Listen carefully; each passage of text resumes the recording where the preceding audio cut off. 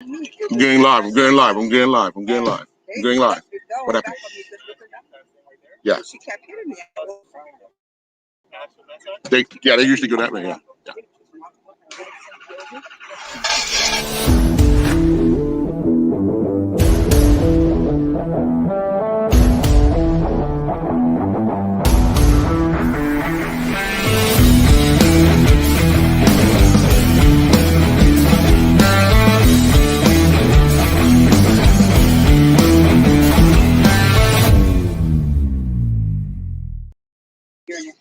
Well, good morning and welcome to our race day coverage here on INFS.com, powered by One Communication Earl Basin. And joining me is co-host Dej Minus.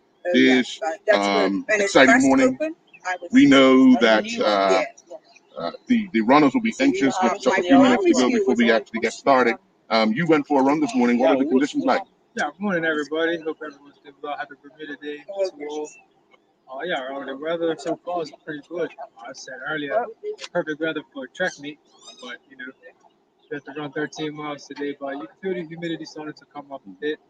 I do think we get about 8:40, 8:45. The sun coming out of the east. The humidity, it'll be a tough one. But, wind is pretty still. There's no wind, so that kind of hurts us on the bit because tailwind will be good. But I think everyone's just glad to be out there running. Everyone's saying a bit back to normalcy and also it's great that this opportunity is there. Yeah. Well, we know obviously the race favorites with the likes of the defending champion Lamont Marshall. Christus Monic is out there. We have Sean Trott. We have the others. Even on the ladies' side, defending champion Rosanna Hoy with Ashley Cooper. You have some of those who have been kind of dark horses where you even have Christine Christine Daly. She's just coming back from having a little one. And it's so funny because Rosanna Hoy won the race after coming back after having a baby as well. So she would have some advice for her on how she would attack this particular race. I actually saw, I think, 3 of the favorites in the women's side of mothers. Right. I guess, hey, shout out to the mothers, they do a great job as it is, and I think if you can be a mother, you can definitely run pretty well. But as you said, I think the race is anybody's. I know on both sides, whoever wins will be creating history. Morning. What's happening? Chris is a part of it. Chris he used to be there. And if those two don't do it, you got first time maiden wins for Sean Trott, same as I think history in about 90 minutes will be history in Bermuda. Yeah, definitely. Well, we are only minutes away. We are 10 minutes away from the start. We're going to tune into our cameras down at the start because things should be getting exciting. And actually, we'll continue just our brief update on what's actually going to take place in 10 minutes. And then, like you say, in 90 minutes, we should know who the male and hopefully the female is of the 2021 Bermuda Day Half Marathon champion. So let's go to our cameras down in the East End.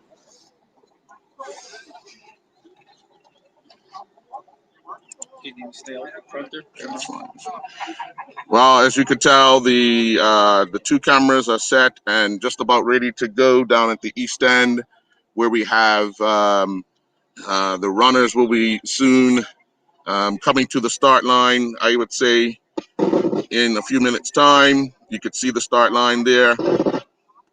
Bit of bright sunshine in the East End.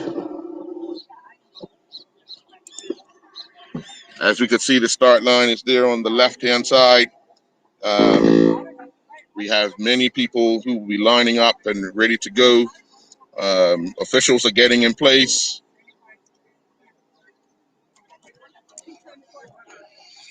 Dej, what do you think would be the excitement now, or the nerves now for the league group? Yeah, I think the nerves definitely be there. Just depending on the type of runner you are, this could be the longest 5 minutes of your life leading up to start time. But I think for a few people, they'll just be thinking, going over some mental notes, digging deep. A lot of people run for different reasons, and if you're doing this for somebody, this is around that time where you sit back You say, okay, I'm gonna do this for so and so. And yeah, you just getting in those last bit of liquids, talking to your coach, talking to family, friends that are there at the starting line, just getting that last words of encouragement. Because at this point, there's nothing you can really do that's going to either make you win this race or lose this race. You just want to stay calm, reserve that energy because it's a long way to it's a long way to go and be too nervous. I think the first 3 or 4 miles you'll settle in, adrenaline will take you, you'll relax, and then I think once you get to Blue Hole Hill, that's where the real racing will start, and from there on in it'll be just a battle. So yeah. Yeah. Well, we have just a few moments before this start. Um, what goes through as a track athlete, and you're preparing for a race? How do you calm your nerves before such a big race? I know you have races coming up, so what is your routine in ensuring that you are as calm as possibly be to get into and complete the strategy in which you want to set out? Yeah. So for me, I know I just sit back and try to play the race out mentally. Look, you want to put that in your mind of when you take the lead. You want to, picture yourself crossing the finish line, putting your hands up, celebrating with your friends and family after, because you know this is what you need to do. Also, this is a time where you think back to those hard training sessions 4 or 5 months ago. You think about times when people doubted you. You just try to run these things through your head so that you can get you going, pump you up a bit. And the most important thing is just to stay positive. You know, it's going to hurt eventually in this race. There's no point, 5 minutes before the race, thinking about how you're going to feel at mile 12. It's going to be painful for everybody. So I think you're just trying to stay in check with yourself, stay in tune, stay relaxed. I know for me at the start of the race, I don't really like talking to other competitors. I know some guys, some girls do, so that could be a nice little, coping mechanism. So yeah. Yeah, the good that we're getting back into some normal stuff of this race coming up, and the good thing is that people will see or feel like, hey, we have some normalcy coming back in this country. Um, we're getting to celebrate this day. Um, so Yeah, yeah, I agree with you, Earl. Riding up this morning, I actually was gonna go North Shore, but he said, you know what, I want to check the course out, and you can just feel the vibes and the energy, stemming along the route. Just outside my house is mile 5, and my parents will be there, handing out waters, and you can just feel, people setting up speakers. This was 7:30 in the morning, and people out a whole hour before the race. So, that need for normalcy is important. For a lot of people, this past 18 months, we've been cooped up, and it's about time that we can get back. You know, hopefully this race can go on safely, and like you said, a return to normalcy is very important for a lot of people. yeah, definitely, definitely. Well, as you could tell, down at the start line, the cars are getting in position. Um, So we should have a start in approximately 2 or 3 minutes. The first wave of runners are expected to take off. We can show you the finish line shot where the officials have now completed the finish, and we're ready to see Yeah, who will be that first one to come through. and one final shout out for myself, I would have to say, thanks to Dr. Gina Tucker for getting this race on. We've seen in the past few months how many things have been going, and some get cut, some get allowed to stay. I guess we could touch on that later, but congrats to Dr. Gina Tucker for putting this race on. I know it's probably been a stressful few months for her and her team. So I think she definitely deserves a round of applause, and thank you for people like the Bermuda timing systems that allow races like this to go on. Every mile will be timed. There'll be chips on the runners. So yeah. Yeah. What do you think will have to be a strategy for the first 3 miles for the guys that want to win? Do you go out, try to do a 5:15, 5:20 first three, or do you do 5:30, Yeah. 5:35, see how you feel, and then kind of get into the flow from there? Yeah, everybody's different. Um, I don't want to give out too many secrets, but I think there might be an early leader just to test the legs because no one's run in a while. Well, I shouldn't say no one's run in a while. No one has raced in a while, and running and racing are two completely different things. And today is the day where we'll find that out. If you come in ill prepared for a race like today, it will show. So I think depending on who you are, you'll like to stay in contact. You know, if you're someone like Sean or Sammy, you just want to stay controlled through those first 3 miles. And guys like Chris and Lamont will, test the field out, see who's there, who is going to challenge them. And I like to think of it as, you know, you get you get money to spend on a day. And if your parents call you at lunchtime and you spent all your money, you've done something wrong. So in this race, you don't want to get to mile 6 and have no money left. Right, right. You want to keep the coins in your pocket. And As we can tell, the runners have started. And there you will see Lamont and Chris taking off there. So we are underway. They're coming by Summers Playhouse, what used to be the movie theater there. Yeah. So we are underway with that's Lamont, Sean Trot, and someone just in front of them. I would anticipate that either being Sammy or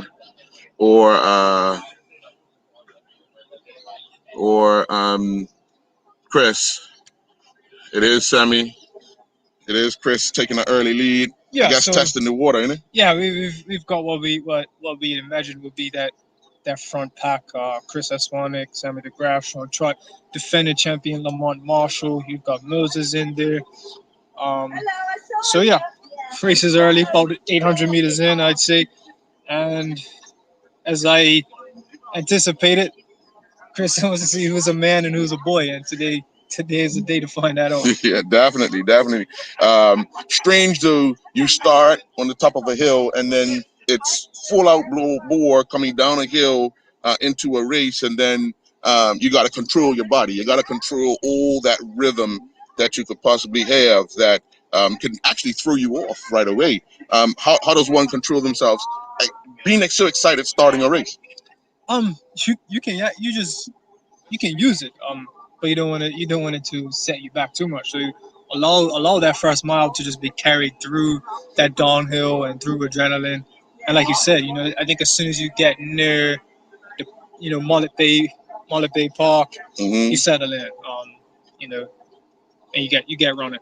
Yeah, well, they're approaching. I think this is the Wellington area now. They're just past the sign that says "Welcome to St. George." So he'll be Chris will be going across the gate of St. George's Cricket Club momentarily, and then to the park where obviously he can take a peek over his shoulder as you go around the corner. You can actually see where you are and where everyone else is. And I think, there's a lot of excitement in St. George right now, and I guess on the course, because here come the runners. Here comes some normalcy. Here we are back having something that we can all be proud of and happy for. Yeah, our two biggest holidays are synonymous with sport. Obviously, you look at Cup match. It's a 2-day cricket match, and then May 24th, you start the day out with usually some bike riders, rollerblading, and then the highly anticipated half marathon. So, like you said, we're back to some normalcy, albeit not as much as we would like, but I guess you kind of just have to take your wins. And today is a day where, as a country, we can definitely be proud. Be happy for this. Definitely. Well, they should have at least now a third wave on the course. They were leaving minute intervals. We know that we're now 8:33 and 3 minutes into the race, so there should be some 75 to 80 runners on the course now, with those others anticipating what is next. It's going to be very interesting. If you're in the fourth, fifth wave, how are you feeling now? I guess your nerves probably went down just a bit as you've seen the other runners go, and that probably settled you, and you're ready to go now. And then depending on the type of runner you are, you can try to chase someone in that wave. You might feel a bit a bit slighted that you're not in the first wave or second wave, and then you've got people to chase. I remember a few years back in the Boston Marathon, it was very bad weather, and there happened to be a girl that started in the sub elite wave, and she ended up getting top three. And that's a couple $1,000 payout. Obviously, it's not like that here, but you can be in that second wave and challenge, maybe not for the win, but for a top 5, top 10 finish. Right. Well, we know here come the lead bikers, and we should see Chris, and we'll probably get a good idea of how far of a lead he has in just a few moments, because as we can see, all the lead vehicles are there as we come along, and here comes Chris. Yep. So there's Chris, Lamont. Yep, followed closely by Lamont And Sammy. Yeah. They've got a little gap there because they're Sean. So interesting start to the race. So we'll pick those guys back up, but let's see how it's all panning out behind them, because it's very interesting how these races are going to play out. So they had the picturesque Mullet Bay on their left. We saw a bit of that, and sometimes it's so many things are breathtaking that you stop, pause, and experience the moment, kind of thing. Yeah, there's some great sights on this course. I'm a bit biased, but I think once you get across the bridge, you get into God's country. Bayless Bay, Hamilton Parish area. So it's still St. George's. I'm a bit biased, I'll admit it. No problem at all. No problem at all. And the women are coming through now. Yeah, so yeah. Okay, so Rosanna and Ashley are 1 and 2 at this time. So we're interesting times ahead. Interesting times ahead. So we'll get to see the finish line here, but the runners are out on the course. We have quite a few going through our camera shots, and the top shot, which we'll probably pick up in a minute. That is Lamont, and actually he's come up to the shoulder of Chris. Yeah, and as expected, now the adrenaline's probably settled down a bit. Mm-hmm.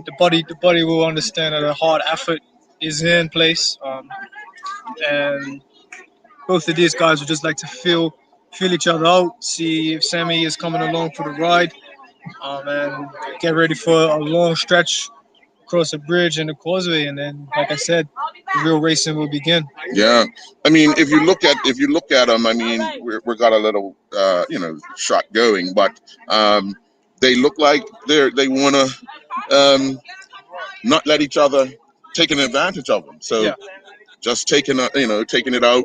Sammy's content looked like just to sit there. Yeah. Lamont looked like he put in a little surge, but then realized, hey, let me hold up a little bit, because here comes Chris again. Yeah, I think there'll be a bit in these early miles, little seesaw action, feeling each other out, see who is about it today. Yeah. And I think for Sammy, that's a very good spot to be. Shouldn't panic. Right. Just allow the race to play out from there. Definitely. When you look at they know you're there. How long you'll be there, they don't know. How you're feeling, they don't know, because although when you're running side by side, you could actually hear the other person breathing and so forth. But Sammy will probably not want to give up too much. Mm-hmm. Obviously, he's had his training. He's done everything he can do. Today is the day to produce it. Yeah. And, when you have things in your heart that you want to accomplish in life, this is the opportunity as they go across the bridge now. Yeah, I think Sammy has a very cool story. Obviously, he's very well known in Bermuda for his football exploits. Yeah. I guess being a late bloomer in a sport like running has its pros. It has some cons as well. Mm-hmm. Just a lack of racing all the time. Right. But at the same time, it probably feels extremely fresh compared to the other two. Yeah. Very early moments in the race. Yeah. We look like we have other going back to Mullet Bay, so there comes another wave.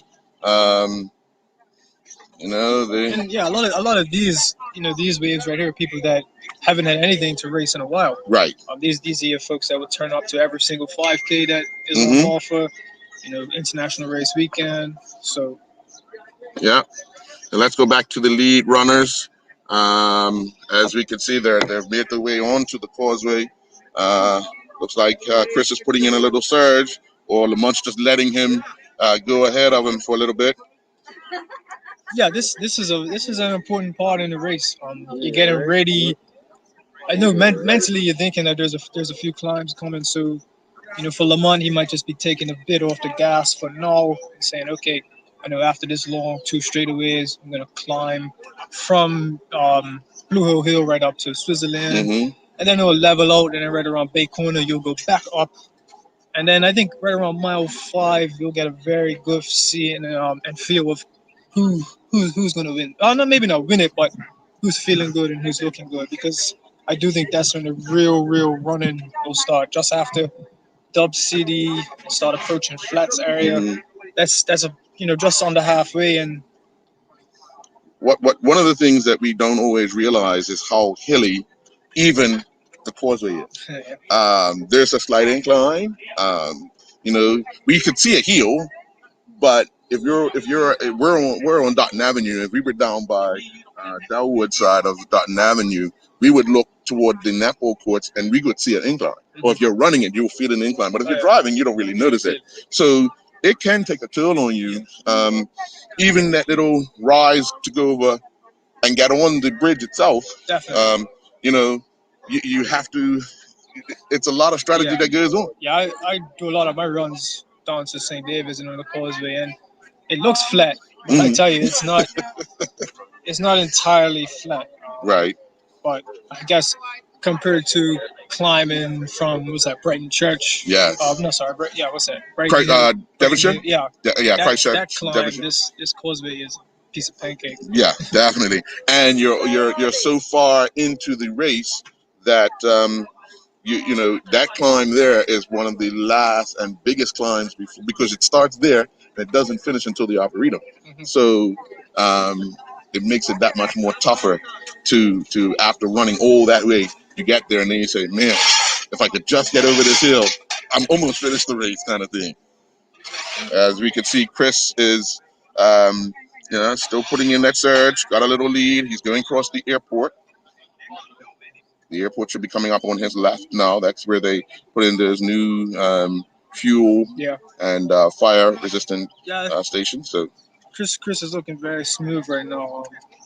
I think he's feeling well within himself, so that's very good. It's good to see the crowds up. Good, very good, very good. Running is, before you race anybody, you race yourself first. Right. And getting a little support from the crowd is huge. I know, definitely, mile 9, mile 10, that crowd will play a huge factor. Obviously, it's not the same vibes as a usual May 24th, but we have to take what we have. Yes, definitely. Again, we want to thank our sponsor, powered by One Communications. We have them, and I hope you're enjoying the coverage on Channel 18. So yeah, there's Chris taking it out, and again, and I think that's Chris fashion.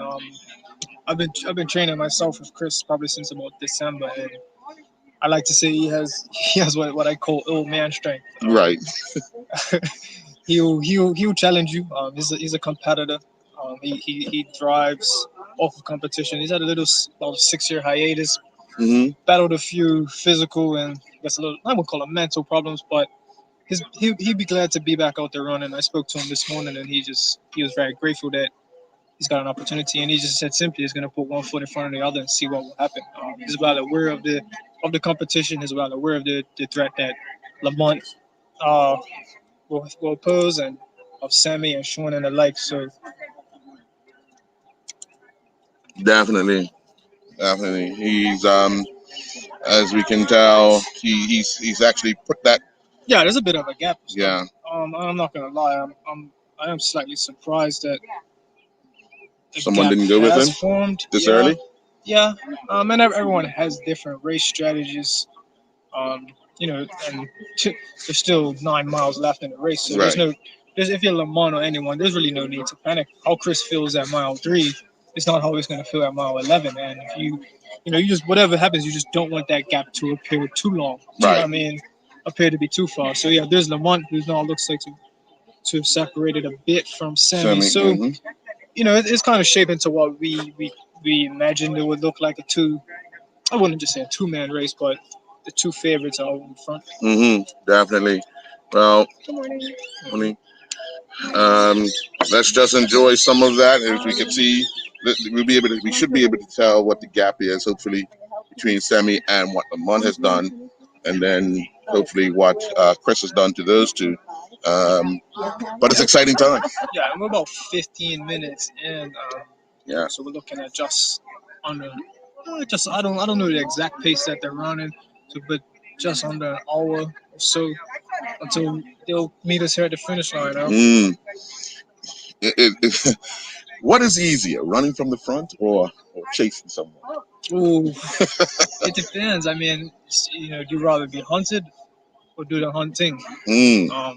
For me, I prefer to do the hunting. Right. Just because you can see the person right the whole time. When you're running from the front, you might overthink it.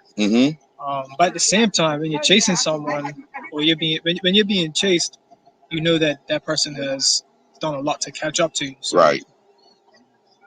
They're rounding. They just rounded the roundabout and be heading across the bridge. That's Chris. He's probably got about a 15, 20-yard lead on. Yeah, very, very, very small gap in the grand scheme of things. But Lamont will know where he is. Lamont's a competitor, well trained, well conditioned, and he won't panic. Very early days in this long race. Definitely. Well, we look forward to having these guys and ladies show up here at Dutton Avenue. Like you said, in about an hour's time, they would have felt like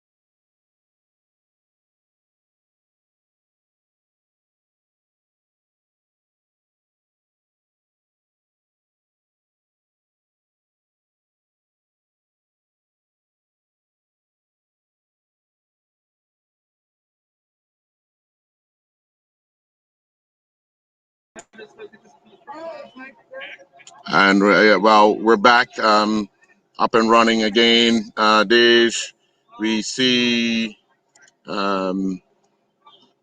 Chris is still got that lead out there, so makes it more interesting. Yeah, it looks like Lamont's closed the gap a bit. I noticed one interesting thing was Lamont was hanging very close to the bridge. Oh, sorry, to the wall there, a little shade. These little things will help.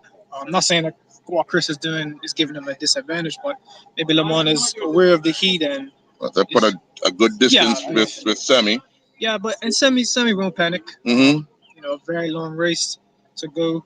Like I said, the real running will start just above Blue Hill.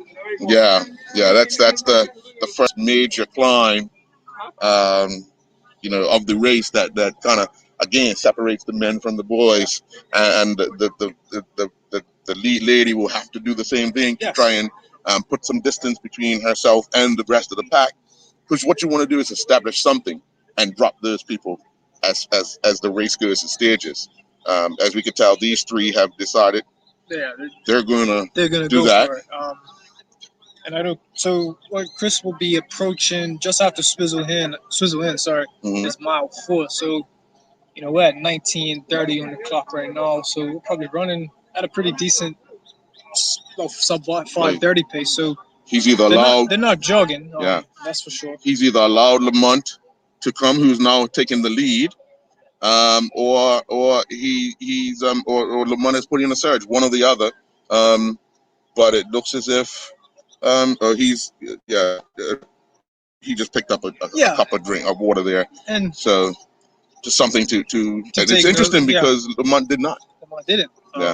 And there could be numerous reasons for that. Sometimes Chris might just need a bit. He done some early work in the beginning, and now he might just be wanting to settle in and maybe let Lamont take some of the lead.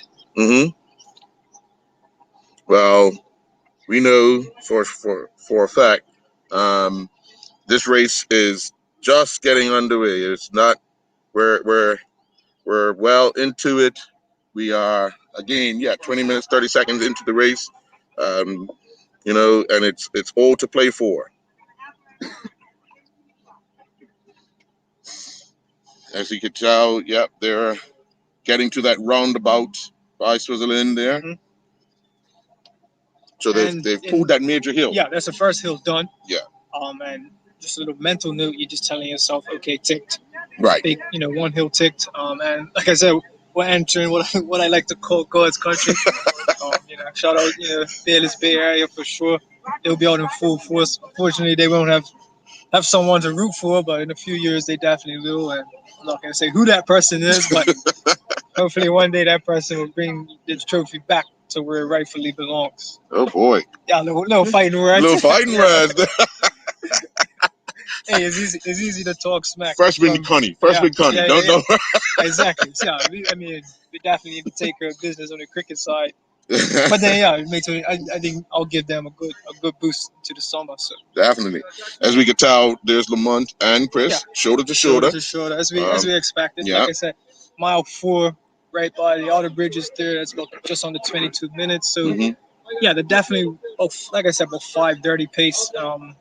And if anyone that's not jogging, right? These boys are here ready to race, and to compete. And for a lot of people, this is.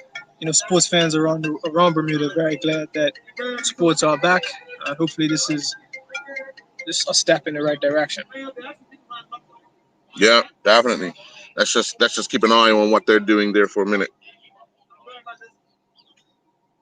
Yeah, it's important to note that both Chris and Lamont have track and field backgrounds.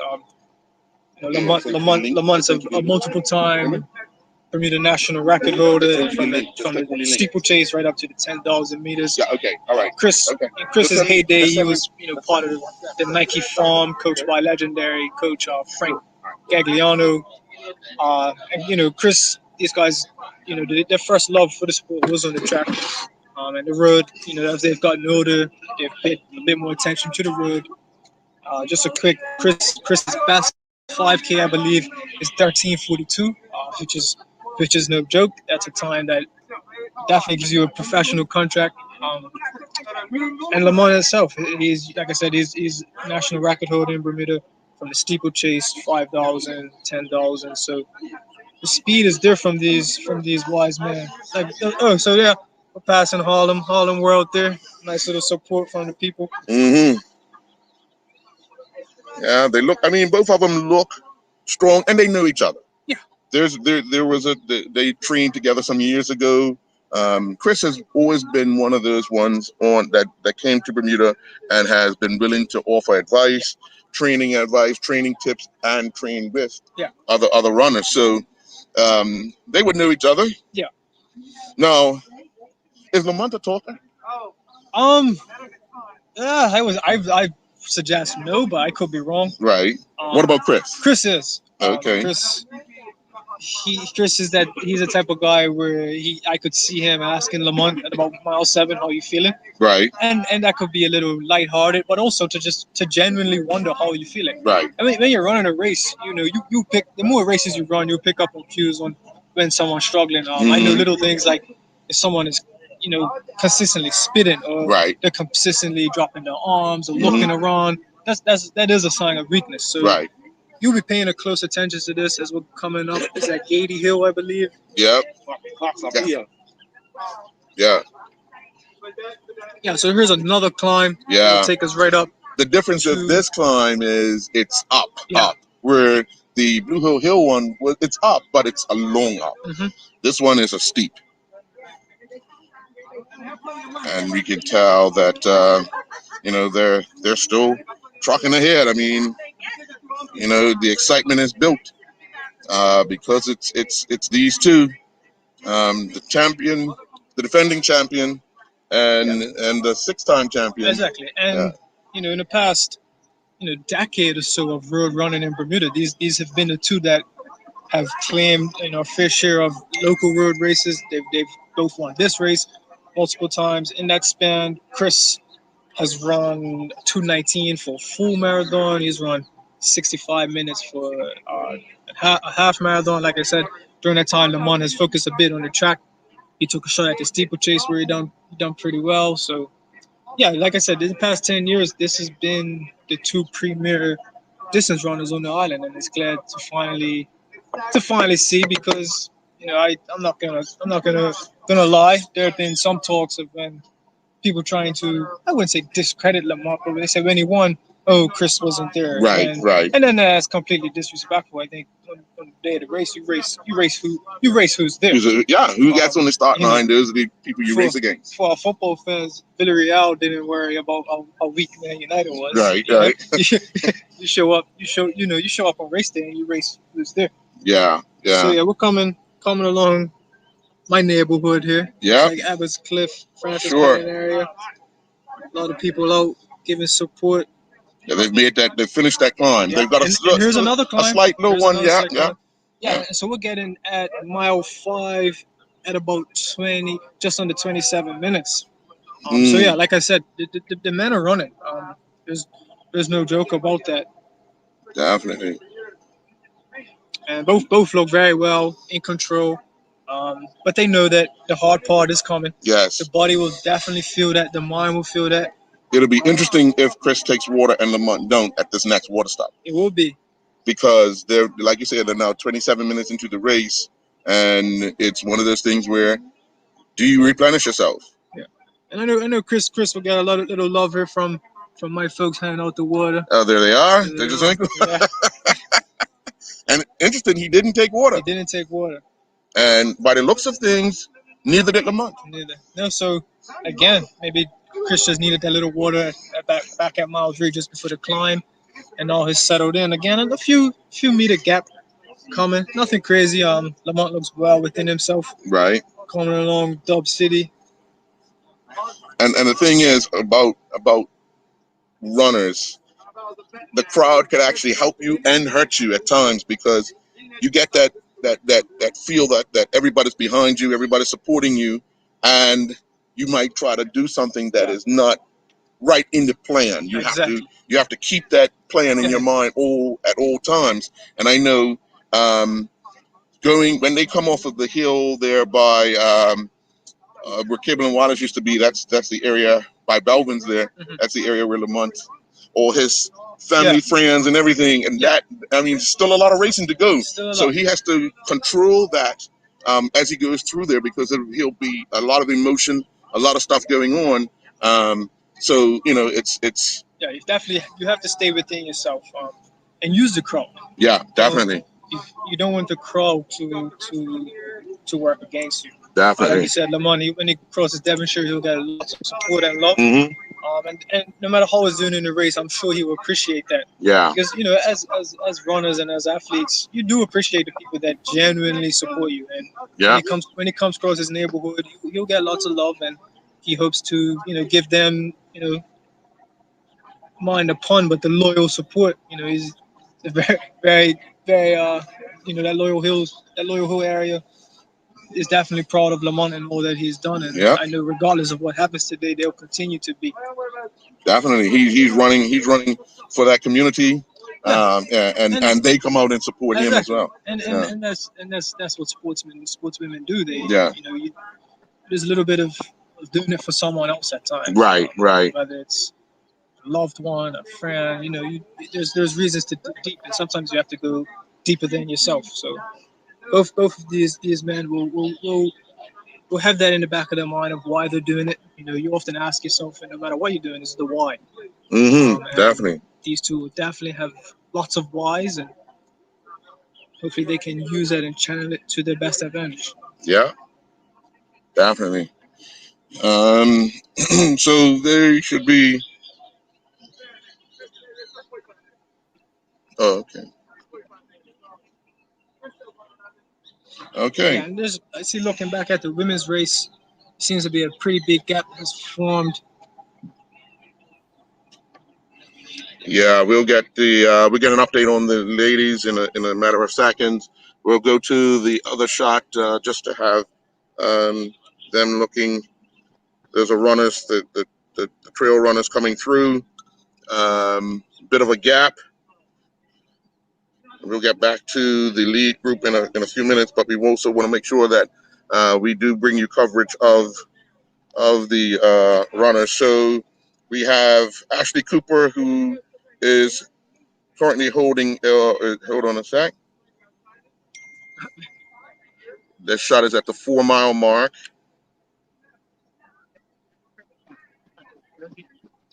And we have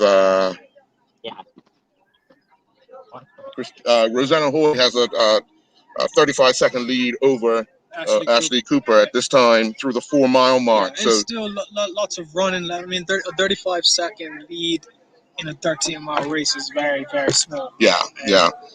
You just, like I said, you just always want to stay within yourself. But we know over the years, Ashley has been battling a foot injury and all other, a host of injuries where she took up cycling. Yeah. Got very competitive at that. And it was funny enough that Rosanna took up cycling as well, and they all battled each other. And that now they're back on the road running. Because, again, I'm a bit biased, but runners are just competitors. No matter what we do, we want to win.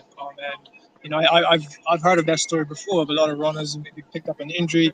They've picked up something a little less impact, like swimming, cycling. They've taken it serious, and they found a new love and a new passion. So, right. And Ashley, was very known for her track speed. I believe Ashley Cooper ran 4:10 in the women's 1500 back when she was running for the Nike Farm. And right. 4:10 in the 1500 is far from slow. And she has that middle distance speed that she may have lost it over the years, but she'll rely on it at times for sure. Definitely. As we can see, runners going through the 4 mile mark. It's good to see. It's good to see. And they right now some of them might want to ask themselves, why did I do this? But then it's also So a little update just about that mile 7 mark for the men. Chris looks to have put out a little gap on Lamont coming near the Redner Road area. Yeah. And I know just before flats, that's just over. Actually, we're about halfway right now. So take a look at the clock. That's 33 minutes in. Yeah, Chris is running pretty fast today. Yeah. We have to see how this plays out as the miles go on. Right, definitely. But let's join back to see how that is playing out up there for those guys. Got a bit of a sun, but that's Chris there.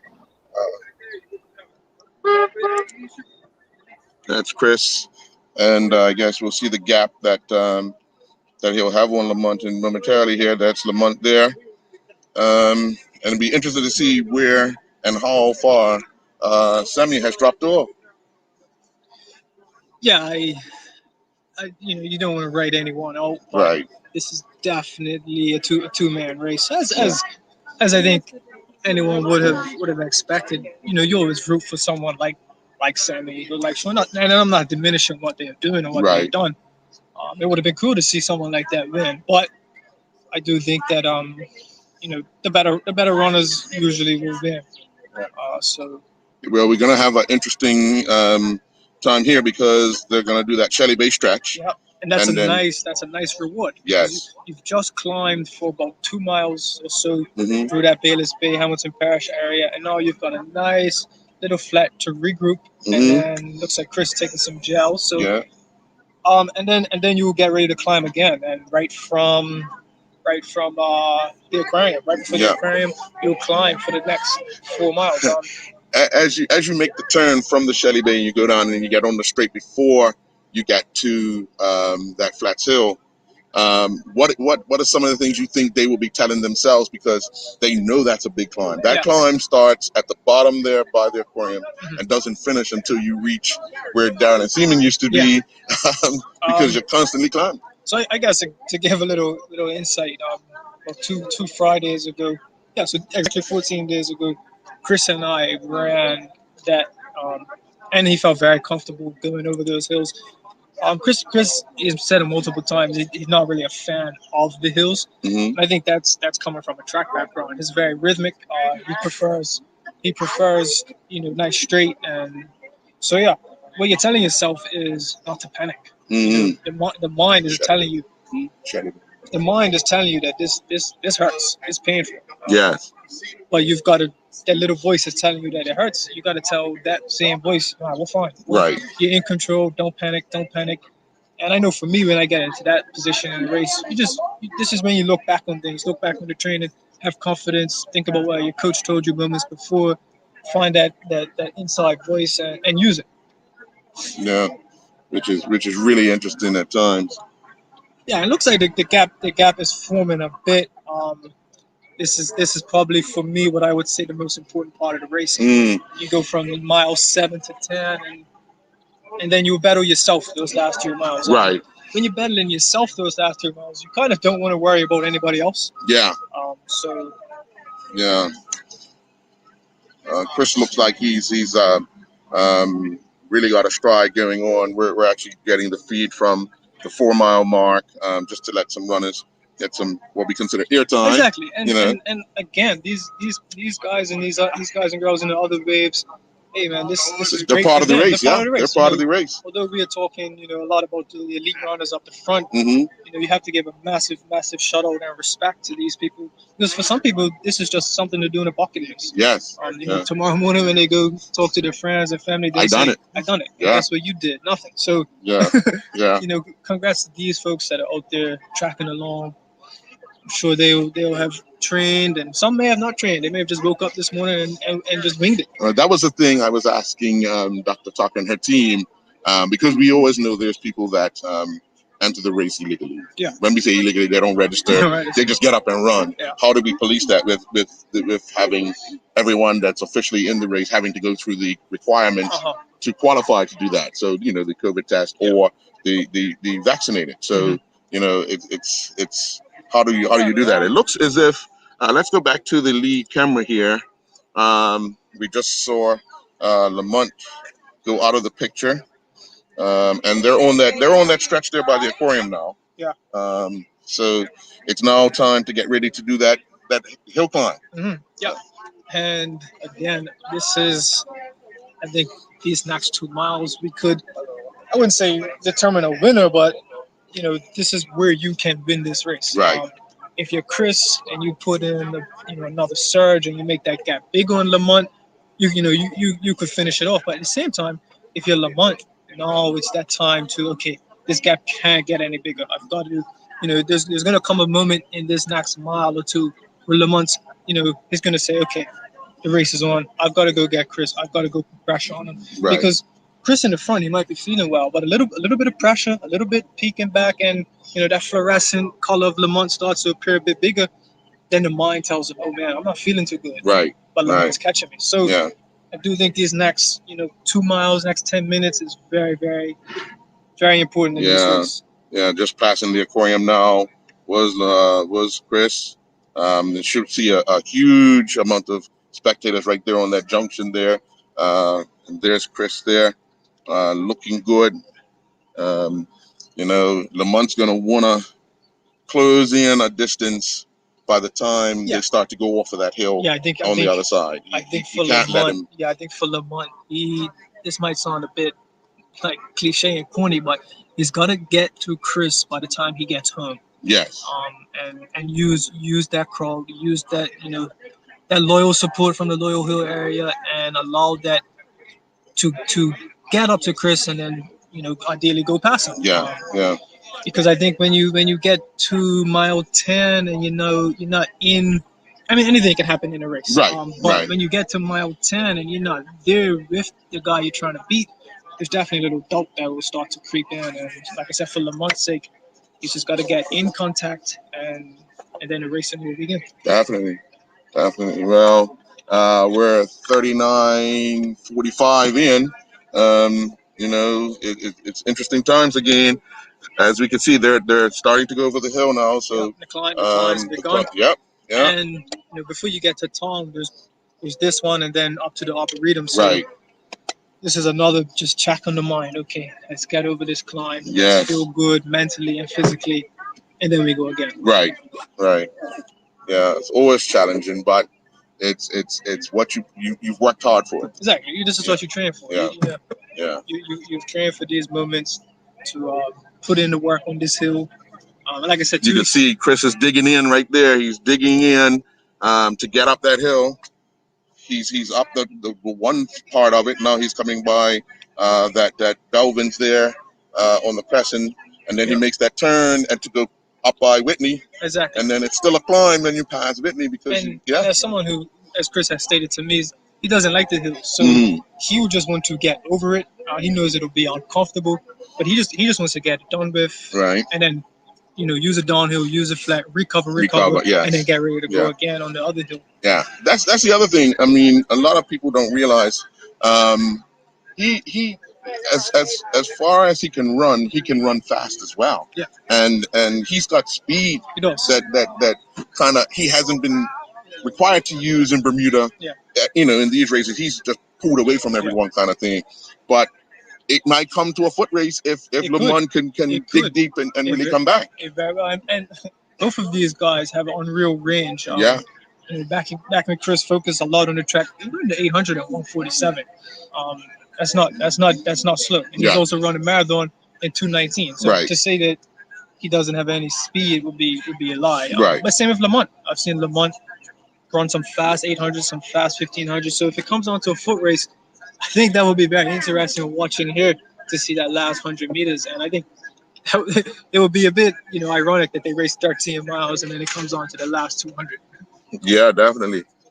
But it's possible. It happens.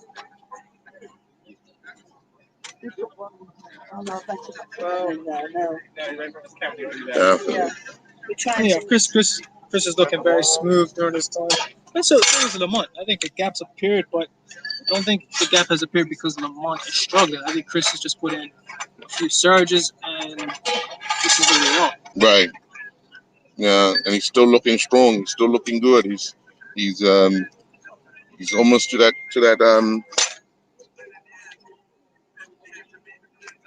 Yeah, he's almost to where that liquor store is there, and he'll start that decline very soon. Yep. And if he still has a 20-second lead or even a 15-second lead, Lamont's going to know that he has to go. You can't wait until you get into town. No. Like you said, he has to use that home crowd to give him that lift, but he's got to put that work in just before that. Exactly. Yeah. Because obviously Chris will feel the same if Lamont is there and he's getting all that support. Chris will feel that pressure too. We feel all the vibes and the energy. And then that would be a little not underdog, but everyone's rooting for Lamont, and then Chris will just be there like, right. Okay, for me, if that's me, I'm just licking my chops. I'm saying, okay, all these people are cheering for me. That gives you a little more inspiration to actually, It's like, well, I'm gonna give them something to be upset about. I'm being very lighthearted. I obviously don't mean it, but this is what you think of when you're a competitor. Yes. It's like in football. Yeah. You see, when you're the away fans, and your team's up, you want to give a nod to the home team. Yeah. It's no ill-minded approach. You just it's part of sport. It's what we do. Right. It's why we do. We do it Yes. for moments where you're the underdog or Right. you're against the opposing team or the Yeah. opposing fans, and that's what we love. Yeah. Well, we're 44 minutes into the race. Yeah. We're looking maybe another 25 minutes. 25 minutes, and we should see them coming across the tennis courts and down here at Dutton Avenue, and excitement builds. It does. Yeah, and I'm pretty sure the spectators, as we could look over, we can see people are kind of sitting out on the roadside in their regular spots, and you can only imagine what a place like Front Street and Cedar Avenue would look like. Yeah, yeah. As Chris is making his way off the hill now, where I think he's going to wait You for. definitely have to use this hill to your advantage because then another one's coming up very shortly. Yeah, and another long one. About a mile. Yeah, definitely. There's Lamont. Yeah, he's probably got probably about a 15-second lead over Lamont as Chris does. 15, I don't know. I think it might be A little more. I think it might be a tad bit more. But again, there's still a few seconds in a 5-mile race to go. Right. So there's again. But how much energy have you spent to stay there? That's the thing. Chris will feel okay because he's out front. Yeah. And he's already that much further ahead. Exactly. But Lamont will have to start thinking how much more work I'm gonna do to catch him first, and then possibly go ahead of him. So, yeah.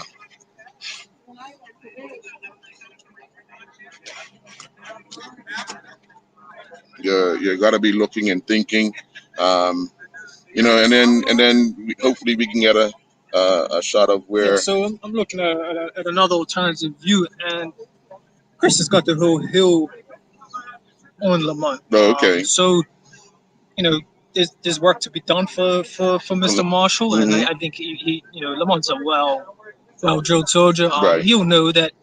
All right. There's now or never. Yeah. And there's Lamont. I'm sorry. There's Chris going across Belmont. Yeah, big crowd, large crowd out there, and obviously they will see. They will start to soon see Lamont and start really giving him that encouragement. They'll see their guy and say, okay, he can use us. And, yes. And Lamont will have to use that. Right. And this is aware of it. So yeah. We're getting there, but we'll be hitting mile 9 in a few moments. Right. And then when the countdown, and then when you're Chris and you're Lamont, you're saying, okay, 4 miles to go, 2 miles to go, and you're just trying to stay positive, stay relaxed. Yeah. About the training, the hard work you put in. For Chris, he'll remember those days when we were at the stadium.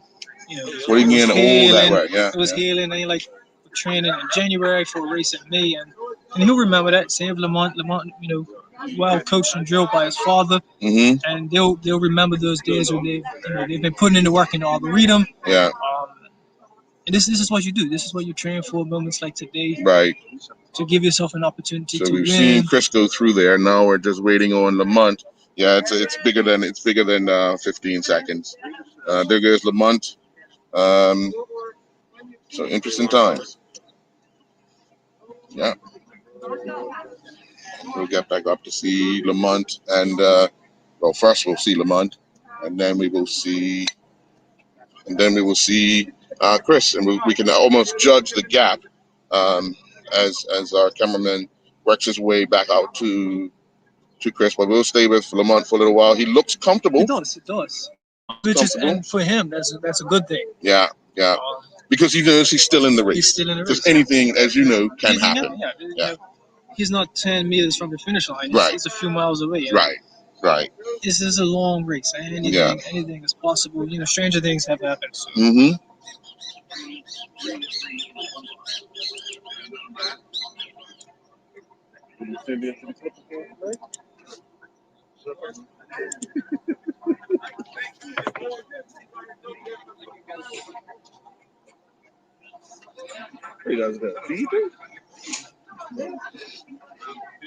Yeah, so we can tell he's making his way up to Chris. There's Chris.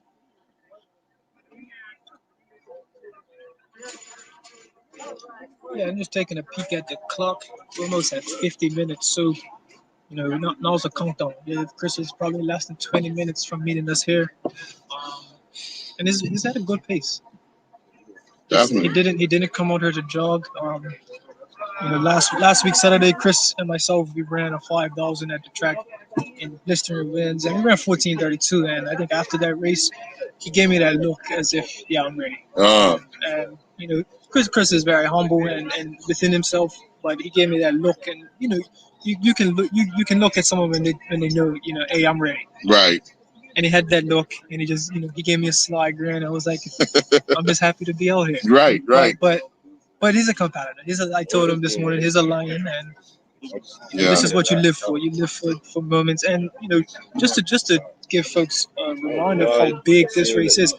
Chris is a guy that has competed at the U.S. Olympic trials, at the Penn Relays. The Penn Relays garnishes about 65, 70,000 people, and he's told me that the best experience of his running career is coming through Crow Lane Baker. Approaching Johnny Bonds on May 24th. So that's what we're doing here with Bermuda. This is a very, it's a big race. It's not the biggest race of someone's career, but it has a lot of meaning and significance. And for someone that has competed for Nike professionally, raced against the very best runners in the world, to come back and say that, hey, the best I've ever felt mentally is to run along Front Street on Bermuda Day, it just shows the importance and how he values the race. Right. He started that climb. And for someone as blatant as this may sound, for someone who's not Bermudian, he values his race. Right. He knows what it means to people and is well aware of it. And I think that's a good onus on everybody. Right, definitely. He started that climb past Christchurch. He's making his way up by the gardens there. So he's into that climb now. And he would consider this the last major big climb. This is it. Until you get into Tom. Yeah. But the fact that this one is so long, it tests you. So it's speed. When we ran it 2 Fridays ago, it's about a mile uphill. Right. And we tried. I was helping him out, and we tried to run it at the pace he would like to run right now. Okay. And he's aware it's a tough hill, but at the same time, Chris has to run that hill, Lamont has to run that hill, and all the other 450 competitors. Yes. I'd also like to give a little shout out to the relay runners. Because most of them do it for charity. Exactly. And every little bit helps. If you're especially in this day and age where people have been impacted by this pandemic. Right. Doing something for charity. Like I said, I think a lot of people do sports at times for someone else. And if you're doing a relay and you're doing it for a charity, continue to charities are important, and I hope that people continue to work for them. Yeah. So we see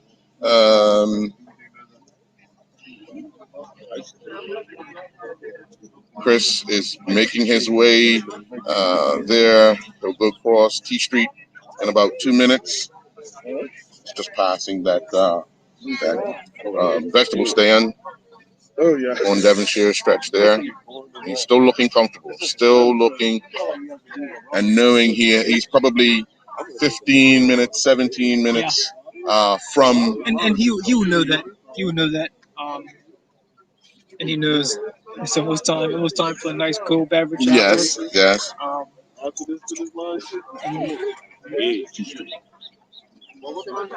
He's lead. Chris. You lead? Yeah. Much months behind.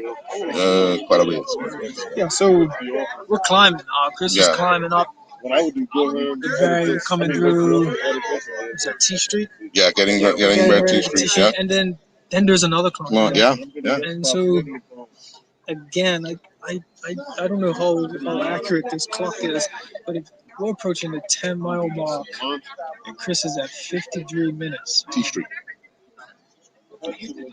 Yeah. So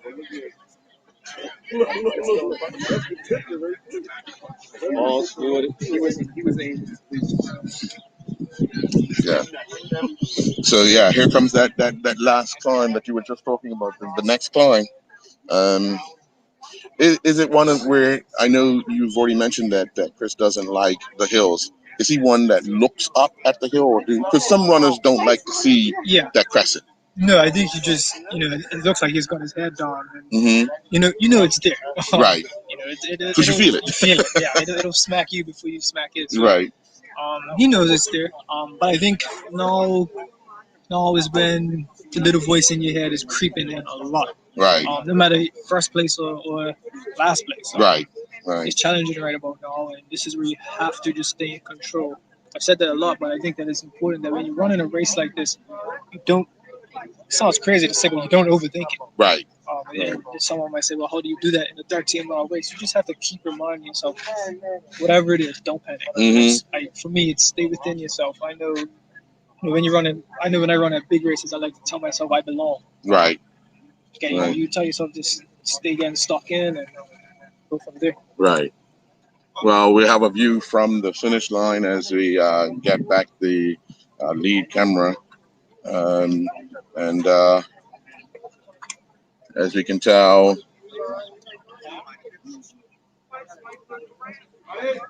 we're at the top of the hill. We're waiting for Lamont to come through.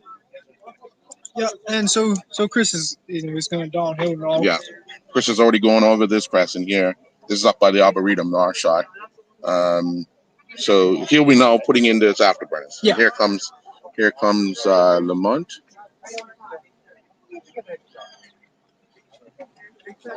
Yeah, there's Lamont just now going over, just now making his way down the hill. So he can actually probably see Chris in a distance. Yeah. But now it's almost time to go down Lane Hill. And then you're on the home stretch.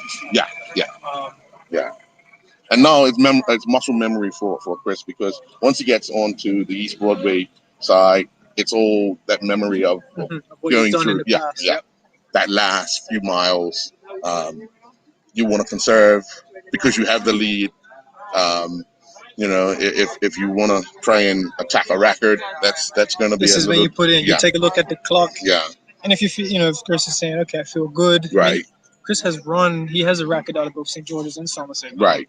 He might take a look at the clock and say, is it worth it, or do I want to just, stay within myself and finish it? Right.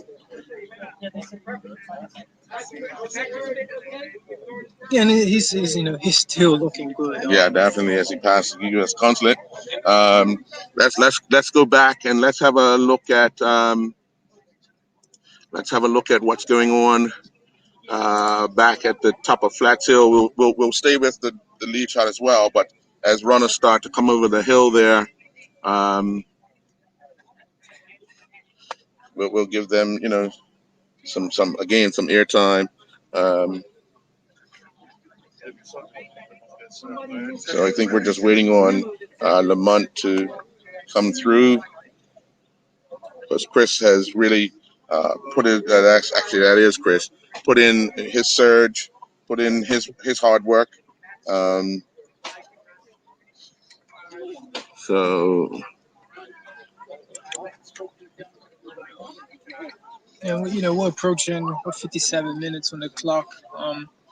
Again, I don't know I don't know exactly the pace Chris is at, but when you hit town, you take a look at that clock. Right. I remember his records from a few years ago, and wonder if he could go. So just to give folks a little, when he ran those times in 2015, his best time in the 5K was 14:25. Right. Last week he ran 14:32. Less in ideal conditions. So he told me that he thinks he's in as bad a shape as he was when he broke those records.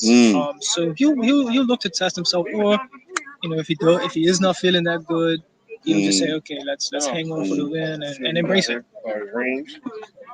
Yeah, definitely. So there he is. He's about to go down Lane Hill. Big crowds are out, so and that's good to see. It's really good to see. Let's see if we can also have a look back at Flats. That's the Flats Hill view as well, and the finish line view as well. And even just here at the finish line, you can feel a little bit of the energy. Yes. You can feel the good vibes coming. It's a very, very beautiful day. Right. And we're watching a guy who's aging like fine wine, right here on our shores, running fast and putting on a show for everybody. Yeah, so interesting time. Let's get that view from flats as we could see runners coming up the hill. Yeah, you're just starting that big track there, coming off the flats hill there. You still got quite a ways to go. For the runners there, they're saying to themselves, okay, I'm passing the halfway mark. I just need to finish now. That's all I really want to do is finish. So there you see runners coming over the hill. Yes. Yes. Yeah. 35.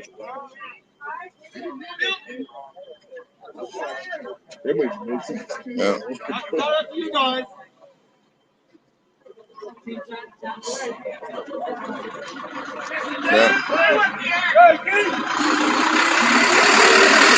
Yeah. We're approaching the 1 hour mark. And Chris has made his way onto Front Street. Yeah. And this is when he might start to think, I've got it. And this is when as an athlete you enjoy this moment. Yes. It's like in football, you're up 3-0 last 5 minutes. Right. You're just controlling the ball. Right. Your fans are giving it to you, and Yeah. you're just enjoying it. Yeah. And he's definitely, again, Chris and I are very close, and again, he was just so happy to just finally be out there. Mm-hmm. We can look to our left, and we can actually see more people now building. Like I said, the vibes are there. Yes. And hopefully, this superb running is being appreciated by those on the course, and they can enjoy their holiday and enjoy this performance from Mr. Chris S1. Yeah, definitely. To have to be out of a race for so many years due to injury. Obviously, last year no one ran because of the pandemic, but to now you could see him there. He's got that stride going down Front Street, and he's wearing that smile now. Oh yeah, he's definitely wearing that smile. He is. Looking comfortable, staying within himself though. Exactly. Staying well within himself. He'll know that he's only probably now. It's him against the clock. Right. At this moment. Right. Right, and it doesn't look like he's putting in that search to actually break a record right now. He looks as if he's just gonna control things, as you've indicated. Yeah. Just control it. And I'll tell you why. He wants to run a mile in a week. So okay. Maybe I do think he's gonna save some. I think he might. He may not. He probably wouldn't have liked for me to say that. But, right. He's definitely been thinking about coming back to the track. I believe now Chris is eligible to compete for Bermuda at international games. And, and he's told me straight up that his target is the Commonwealth Games. He's also looking to be 41 years old and run under 4 minutes and 10 seconds in a mile. Right. As you can tell, he's now on Queen Street. Another climb. Yeah. He'll be glad it's over. But when he makes that turn, there's church. That's a long climb again. So until you get over the crescent, and then it's all fun and games now, because he'll know the crowd will be building. The crowd will actually see him as he goes across Cedar Avenue part on Church Street, and then that excitement will build as well. So Chris looking comfortable. He's probably about we would say maybe 7 minutes from the finish. Yeah, and in a very, very respectable time for sure. Anyone wants to switch? Yeah. You want to switch me? I'll go with you. Don't be afraid to show that. So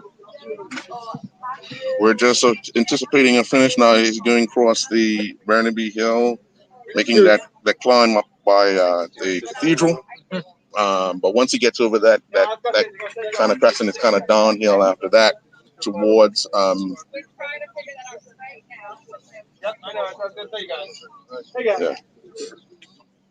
so I think he's going to wait there for Lamont to come by. There goes Chris, right at the cathedral.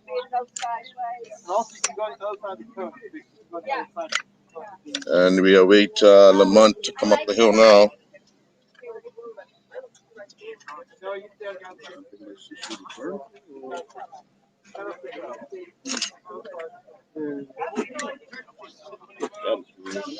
Yeah, Lamont's a distance behind, quite a distance behind. You probably can't even see him now as Chris is going over that hill.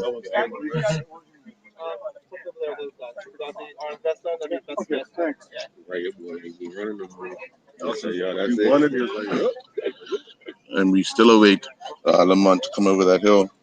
That shot a good on the history. Yeah, that lead is closing up to a minute now. Yeah, it is. We're about 65 minutes, just under 65 minutes on Right. the clock. You know, I'd probably go on a limb and say this is Chris's race. Yes, definitely. You know, from the very beginning, he showed his intent. He wanted to win. Right. He's a competitor, and he done it. Here comes Lamont now. Yeah, it's over a minute lead. Definitely over a minute lead. Yeah, he looks like he's trying to keep it together. So we'll go catch Chris back up. Let's have a look back at This is just about a mile to go. Right. We still see runners coming over Flats Hill. I'm always one of those type of people. If I know somebody's finished and I'm down at Flats, I'm getting here. I'm getting here. Well, if I hear that you've been in and I'm sorry. I'm sorry. No, if I'm in town and the person wins, that's fine. But you know much further I'm gotta go to get It's like it's over. Yeah. Mark me down as I did not finish. Yeah. So Chris is just under a mile until his finish. Probably say he might be looking at 70, 71 for Chris, which is very, very respectable time. Yeah. I mean, you can tell the humidity has come up. There's many different obstacles right now out there, and the mind now starts, because you're tired. The mind starts to take over different things. So, you wanna finish strong. But you also wanna have something left. Yeah. You know. Just passing the police station. Chris is on Victoria Street. He'll be making the right turn on to Cedar Avenue in just a minute here. And we will probably, if there is a large crowd there, we'll probably start to hear them as he comes down the road there. It's still looking very smooth. Yeah, very smooth.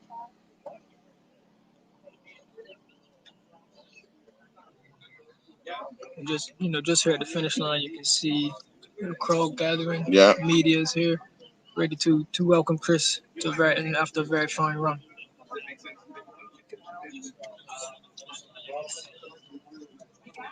Definitely. And we're going to try and get an update on the females.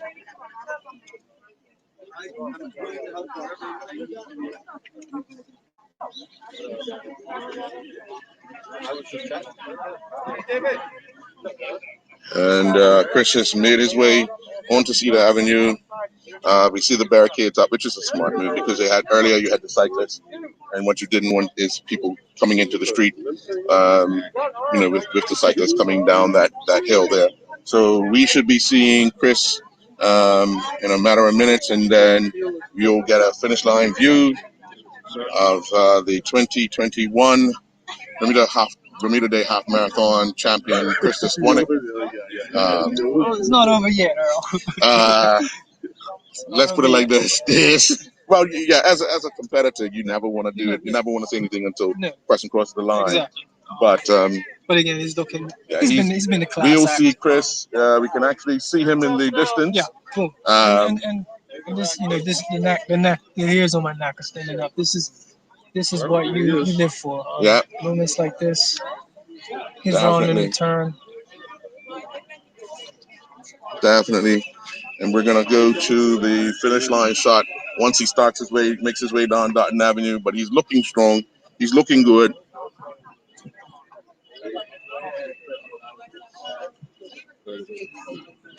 He's still looking strong. He's about 600 meters or so from the finish. Yeah. I said 71. Might be close. Yeah. But yeah, there he is. Yeah. That's a class act, Bermuda. That is it. Yeah. I'll tell you what, you can do a lot of talking. and diminishing people before the race. But on a day like today, you show up and you run. Yeah, Chris definitely. is proving that he is still at 41 years old. The race. This is it. The one to beat. Yeah. Yeah. Yeah. And I'm sure he'll be lapping in. The congrats. He's very humble. Definitely. He just took a look at it. He just took a glimpse at his watch. As he would, I guess he wanted to see where he was at as far as the time wise. I'd like to just share a message that I received from Chris this morning, and he just said, "I want to thank you for getting me back on the start line." So, and he's back on the start line and also going through the finish line as a champion. Yeah. Yeah. So he'll be making the right-hand turn to come down Dutton Avenue in a matter of seconds, and we'll be able to greet him here at the finish line to become the 2021 Bermuda Day Half Marathon Derby. Seventh time. Yeah. And here we are, folks, entering the home stretch.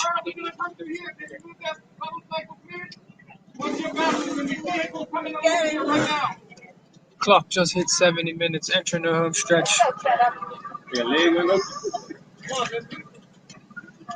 And here he comes. Here he comes, coming in. Here for comes his Chris Esquanick. Seventh Bermuda Day Half Marathon. The man, the myth, the legend, Chris Esquanick. Come on, son, give us a finish. Give us a finish. Arms pumping. Here he is. I expect the rain to come in 3, 2, 1. Here you go, Chris. He has done it. A much relieved Chris Esquanick. All right. All right. And now we'll wait. We'll wait for Lamont Marshall to come through. Yeah.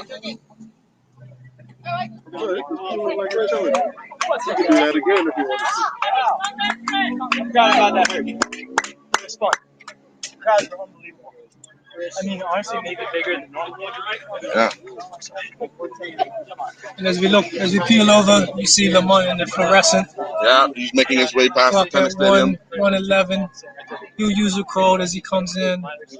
Unfortunately, unable to defend his title, but he'll definitely be grateful for this opportunity to race. Why are they putting up a finish line?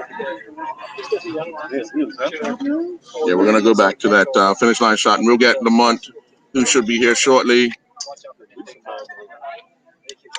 No finish line to the women's home.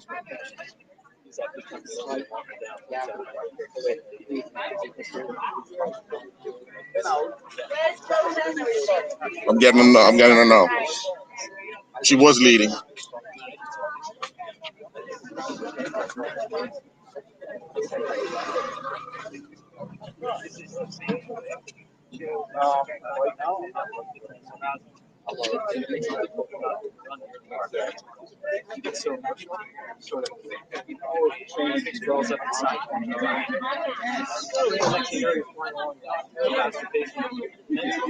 And we will see Lamont in a matter of a minute. He's making the turn onto Dutton Avenue.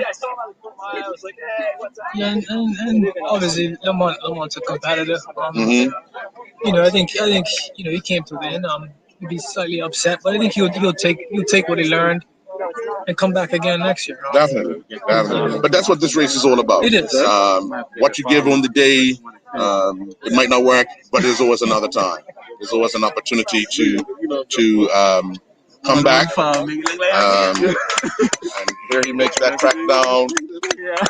I believe we're looking at 3 minutes between Chris and Lamont. So very fine performance.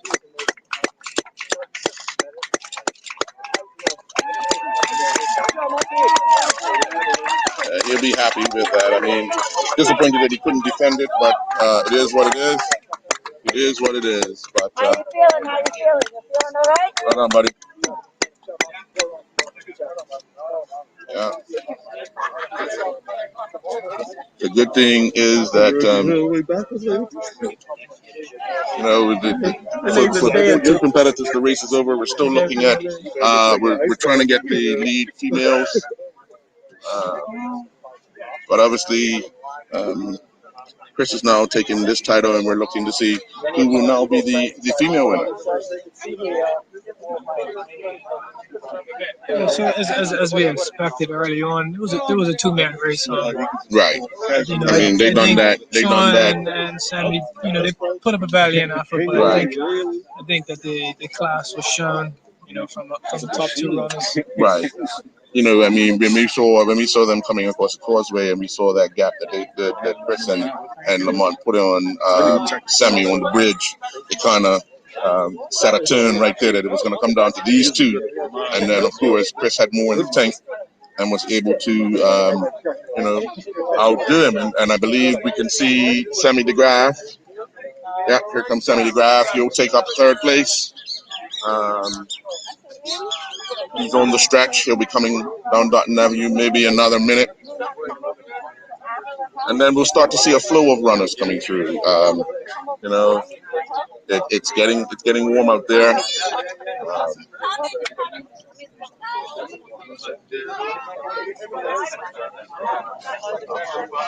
So again, Lamont Marshall finishing second, Christmas Wanning finishing first.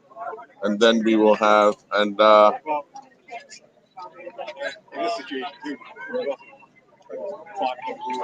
Is the first woman there? Yeah.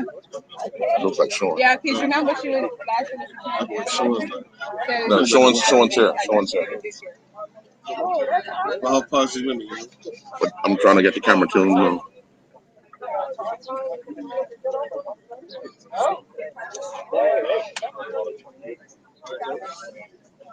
So again, we'll see Sammy DeGraff in just a matter of a minute, followed by other runners, and we start to see a flow of runners nowadays over by the tennis stadium.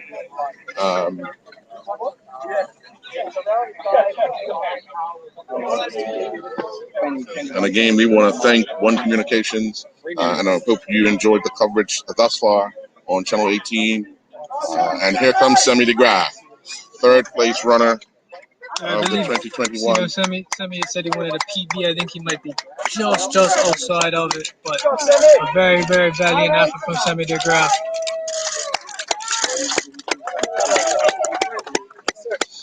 Sammy DeGraff. All right, Sam. Good job. Good job.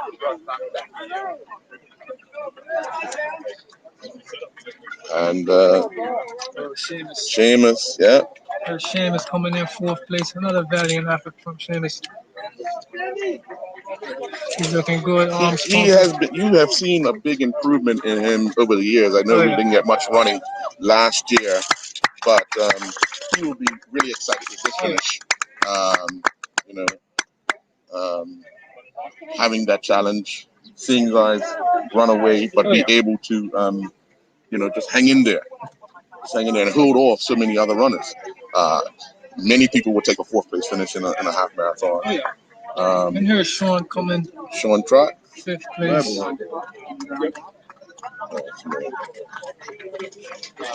Sean Trott making his way down.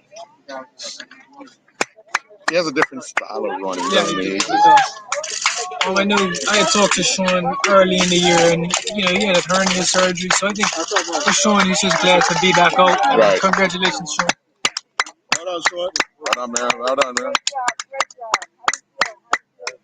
Yeah, it's always challenging when you have physical challenges that kind of, or you're injured and having to come back and not many events to be able to test yourself, and you end up just running kind of thing.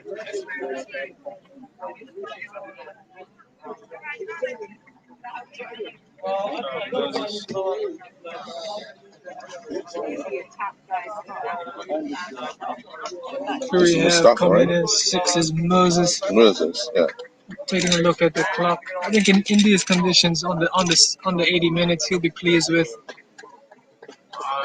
Swaying a bit. Yeah.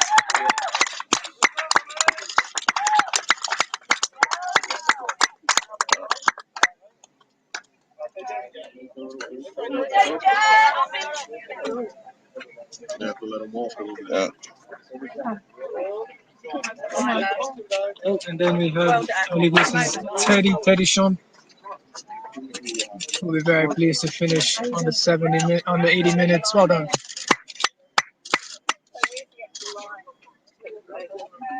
Yeah, and you test yourself in the conditions as well.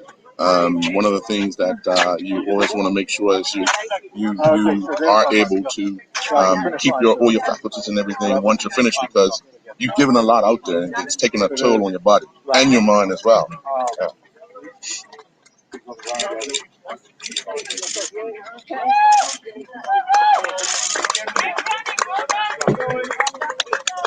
Yeah. Yeah.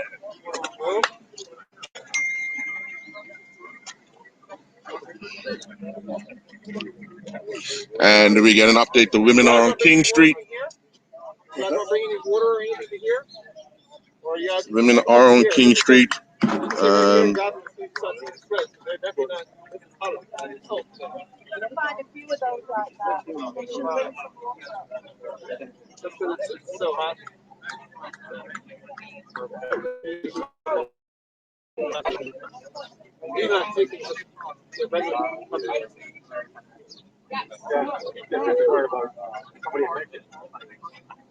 So King Street, the female should be here in about 4 or 5 minutes.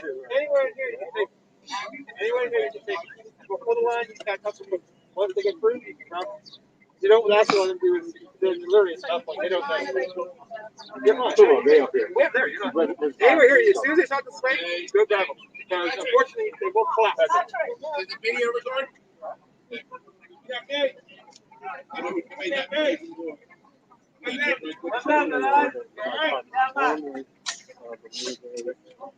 And we will have the elite women are now on to Victoria Street. And let's go to that shot there.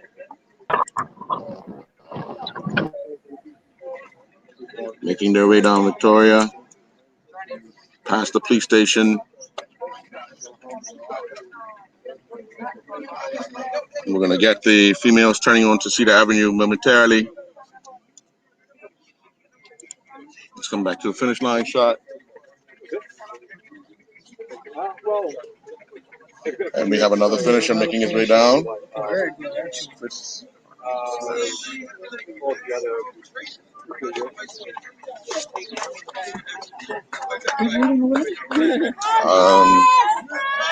I'm not sure. Number 19 finishing at 81 minutes. Go on.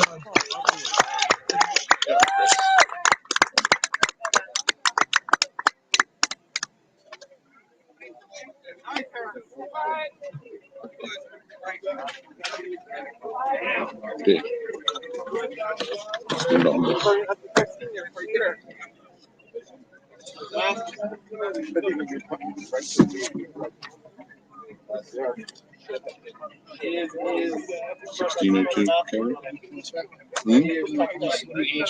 Oh, okay. So just a quick little heads up. Chris S1's time of 110 is now a new 40 to 49 year age group bracket, previously held by 9-time winner Kevin Smith, which was at 1 minute and 16 seconds. So a double victory for Chris there. Number seven all time. And a new course record for the age group. I'm sure that's another reason to celebrate tonight. So again, congratulations to Chris S1. Very job well done today. We should shortly be. The women should shortly be approaching us, I believe. He's very good. At the end here, like this.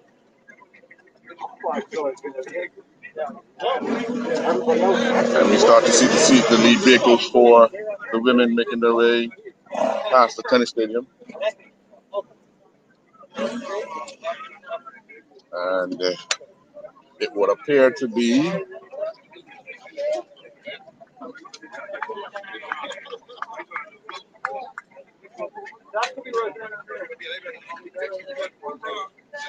and it would be Rosanna Hoy. Yeah.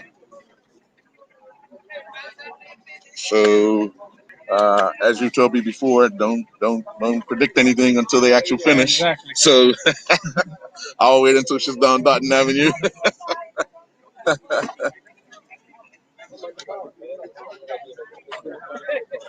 Three or four, yeah. So Rosanna will be. She defended her title. She slowly approaches us. I believe this would be number 3 for Rosanna. And she's getting that cheer from the crowd the last little bit before. And from the distance, you can see her arms pumping. Yes. She can taste the victory. And there's not another female in sight, so she's comfortably ahead at this time.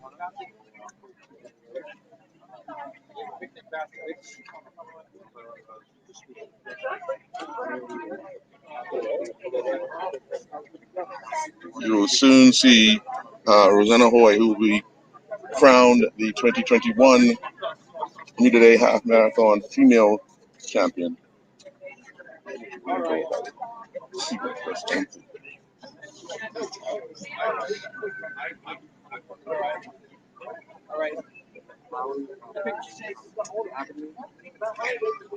And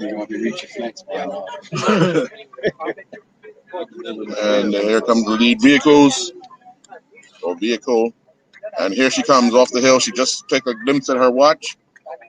She'll see the official time clock up on top of the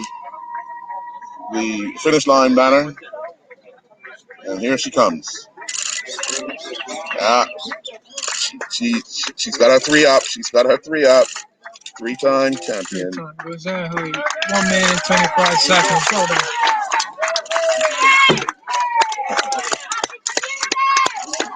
And you can tell she's pleased with that overall performance. Yeah. And that's great to see. Thank you, everybody. Well done.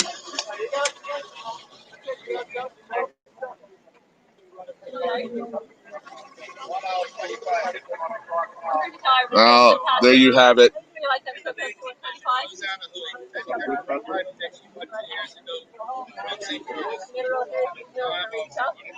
There you have it, and then we'll start to see a steady flow of runners that will soon make their way down to Dotton Avenue, completing what they would consider their finish of as you said earlier, their bucket list. Oh, yeah. And we see the second female just making their way come off of Dotton Avenue there. We have in front of the female, we have runner 33. Yeah, and he would have been in the second wave.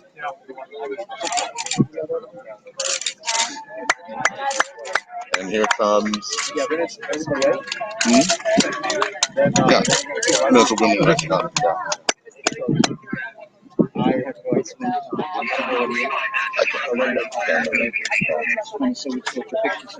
Oh, give me a second. When we have a break. Okay. Looks like Tim Price finishing the race. What looks like a Heineken. Well done, son.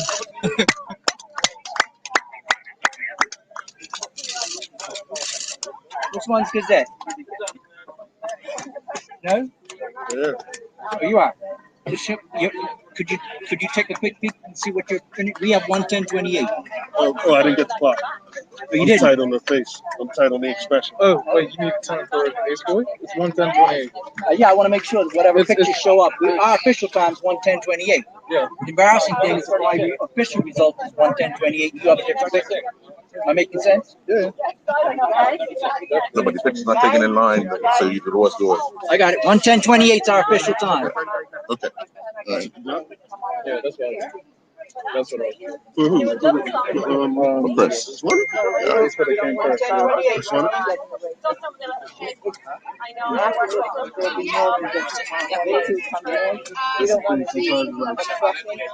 Do I get the clock or do I get the expression? I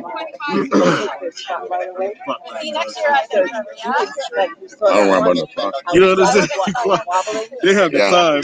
And here comes So you see how they were wobbling? You could tell. You just watch their demeanor coming in. Here comes a host of runners.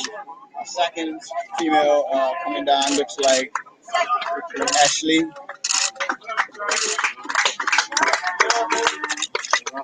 Looks like Ashley has won it. Just coming through was Richard Quinn. Now coming through is Kevin Smith. Kevin Smith. And D'Amico Watson. Closely follows.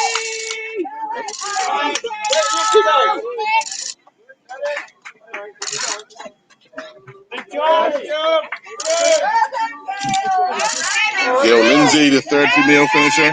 They're coming in now. They're coming in now.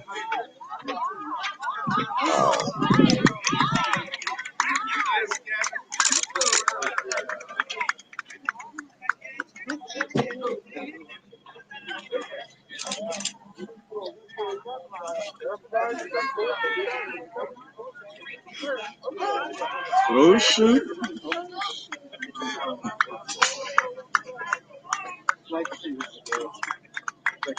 That's what I think. I never seen that. I never seen that one. Well, as we can tell, we had a host of runners come in. We've got one runner that needed medical attention. He's been sought to. They will take care of him.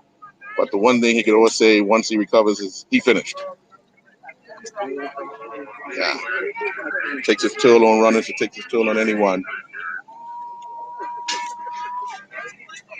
As we now have number 42 coming to the finish line, John Thompson. I mean, if you guys want to come, I think it's going to be more than a few. If you guys want to come here, you got to go. And 7, Joseph Oboa.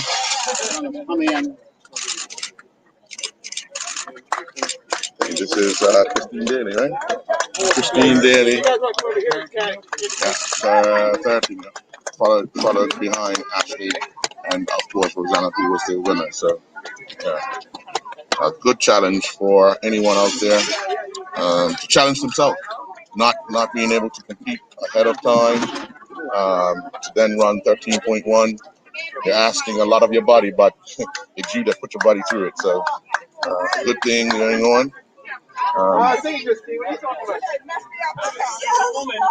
Catching some commentary from Island Stats, my good buddy, Earl Benson. What's up, No, man? it's nice to have us all here today. Well, yeah, it's always good to be back and something happening that we're normal to.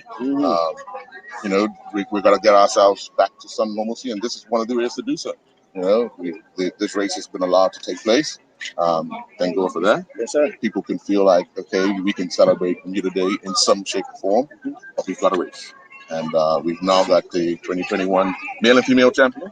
Plus, this guy coming through the finish line right now will feel like a champion to himself because he finished. Yes, sir. And that's the people that don't win the race, don't come through the finish line and get the ribbon, will feel like, okay, I won my battle. Just to finish and compete is Satisfaction. I've been there many times. Yeah. Yes, I miss it, but I don't.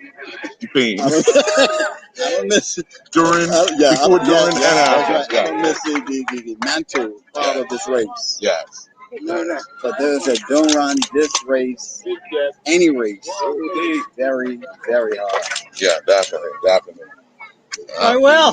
Physical, you could be in great shape, but there's the mental side of the race that your brain saying you stopping, your legs saying I'm not stopping. Right. I'm okay. Yeah. But we are back at our Bermuda Day race. It's nice that this race has taken place after a 1 year absence. Yeah. Due to the pandemic. Due to the coronavirus pandemic. So in the end, we win. That's right. Yeah. Weather the storm, and we're back.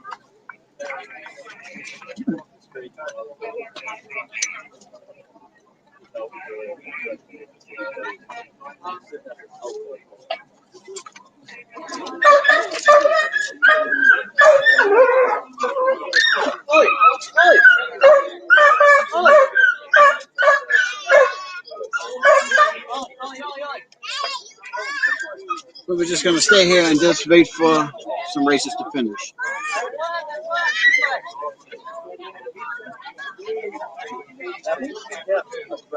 All right. Yep.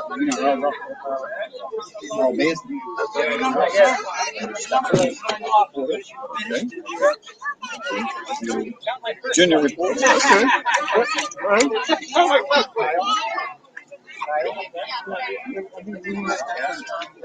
We have Yeah, you can blare down. 49. My God. Byron Rankin coming down.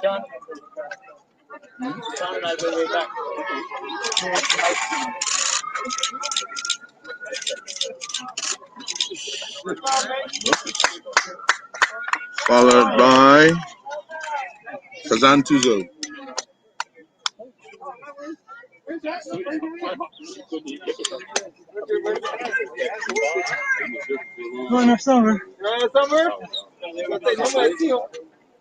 We've had several finishers and still plenty on the course. We can hear the ambulance making their way.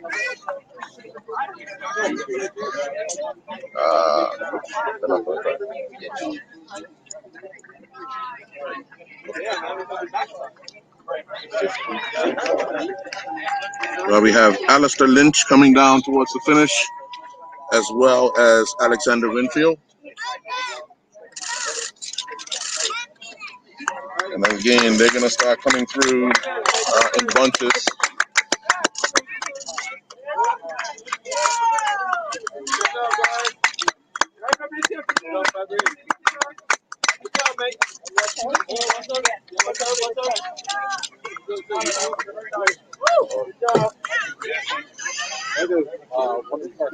You're in the battle with oneself when you cross that finish line.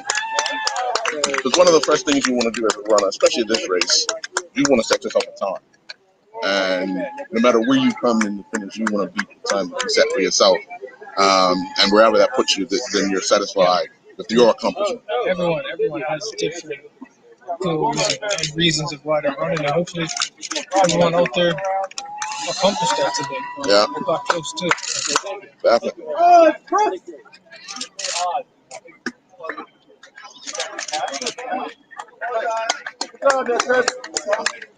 How does one recover from this? What should one be doing or looking to do later on in the afternoon, or even right now that if you're finished maybe 15, 20 minutes? You just gotta fuel up.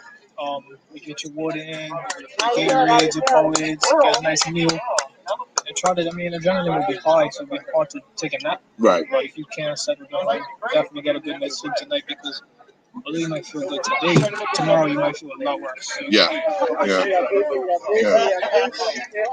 That's gonna be the thing. Make sure you're hydrated, because it could be a rough night if you're not. Yeah. Because the muscles act a little different when you're not properly hydrated. Hey, Rob,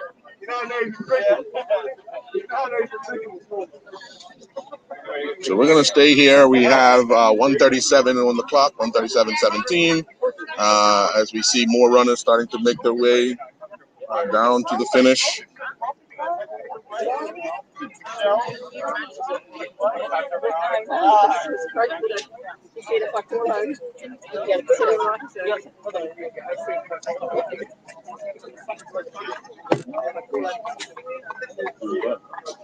Putting your legs up, see how it's in the middle.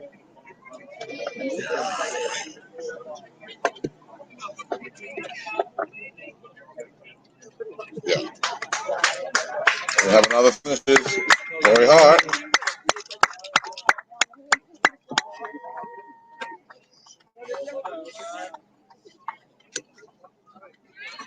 Sounded like a good idea when you started this morning, didn't it?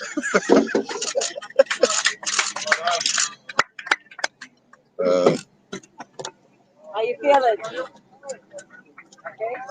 It's a Murray Hart that came through, and Eugene Simmons. Coming down now. 74. Alex McLaughlin. Alex McLaughlin. Well done, Alex. Yeah. Again, that's that self victory. That's what it felt like. Go on your head. Yeah, right. Are you all right? Yeah. Let's put some tape on it. And number 61, Matt Thompson.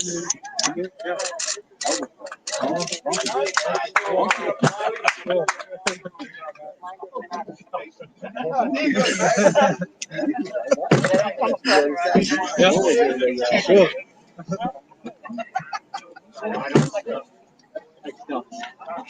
Thumbs up. Joshua You want to Dybul. take a check? Good as he comes through. Yeah, sure. Yeah. That's on the 1 hour 40. Well done.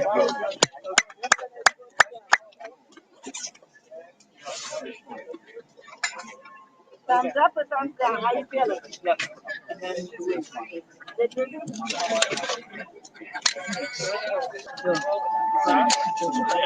Yeah. 65. Jonas Muir Wood is coming through the finish line now. And we have 2 runners approaching. One is Jonathan Ball, and the other, Niall McGravel. It looks like he's made it to the finish. And he has a different stride. He might want to just keep his jogging going on, but they've completed their race. 68 and 66. 68 is Tom Neal, and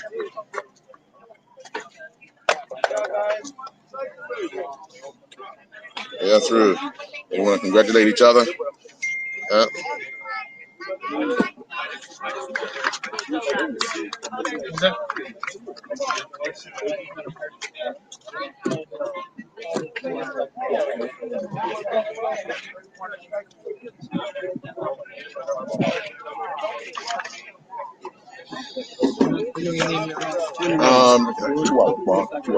Two of them. Yep. I don't know.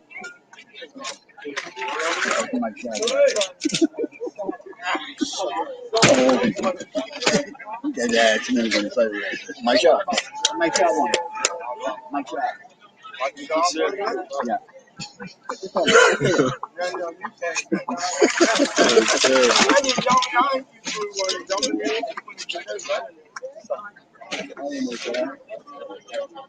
Our days were 1 hour 41 minutes in 25 seconds, and still got a whole host of runners out there. I know that the 2 hour mark is a big it's a big milestone for some people. Right, trying to break that 2 hour Trying to mark. get under here in Yeah. 2 hours. So. Given the conditions, given the challenge, given everything.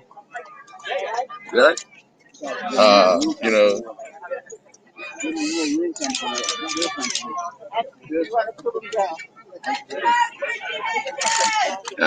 Chris Hedges, better known for his cycling abilities, has challenged himself to run now.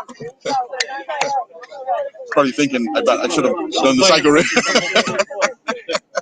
Thanks, guys. Yeah. Probably thinking you should have done the cycle ring. Oh my gosh. Yeah.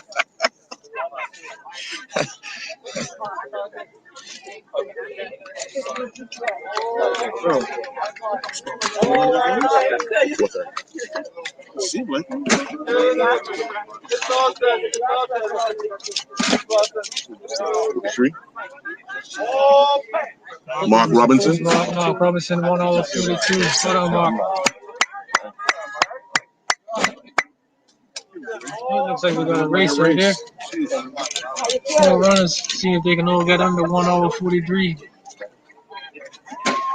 Our female competitor number 96. That's Sarah Thompson. Well done, Sarah. Yeah, as we look overall, we see a lot of runners starting to trickle in. Yeah. And like you've mentioned, everyone has their different reasons of running, so just want to continue to congratulate everyone. Right. Definitely did. From first place to last place. That's right.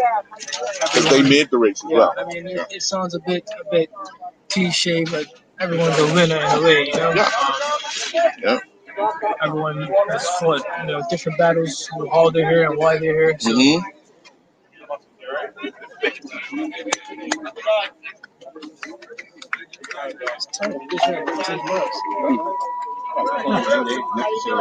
I'm wonderful.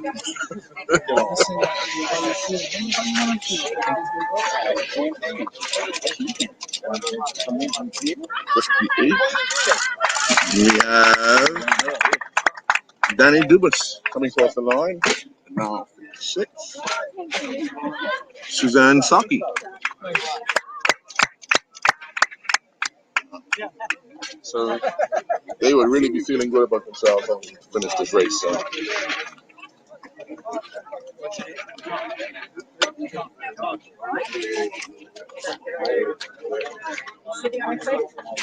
Mm-hmm.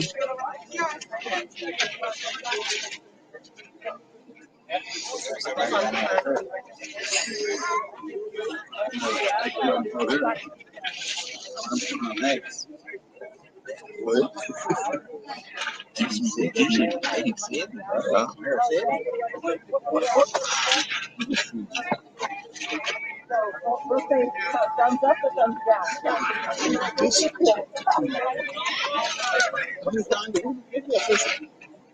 You got some good soup. You got some good soup.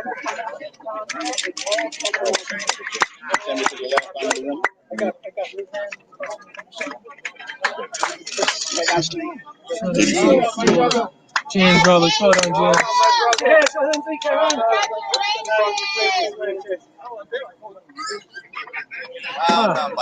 Now 87 coming down. 87 is Michael Schindel. Hold on, Michael. And 99. 99. Florian Tiedemann. Hold on, Florian.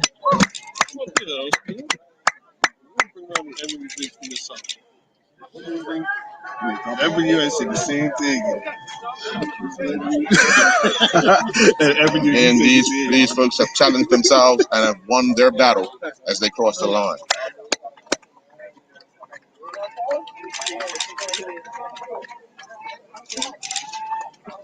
At 91, Brian McKibben. 101. David McHugh. And then 86. 86. Mr. Alex Kronberg. And 131. 139, sorry. 139. Miller. And 59. David Gazzard. Yeah. So I don't know if you noticed the numbers here. A lot of this is his wave 3. Yeah, so what you're seeing is different. So you're seeing someone from wave 5 may have caught wave 3. Right. Like we were mentioning in the beginning, you can use those people to catch them. So if you're in wave 5 and you've beaten someone with number 50, you Right. So his actual time is a bit faster. Right. He's Yeah. 143 because you got to take off 3 minutes. Right. So yeah. So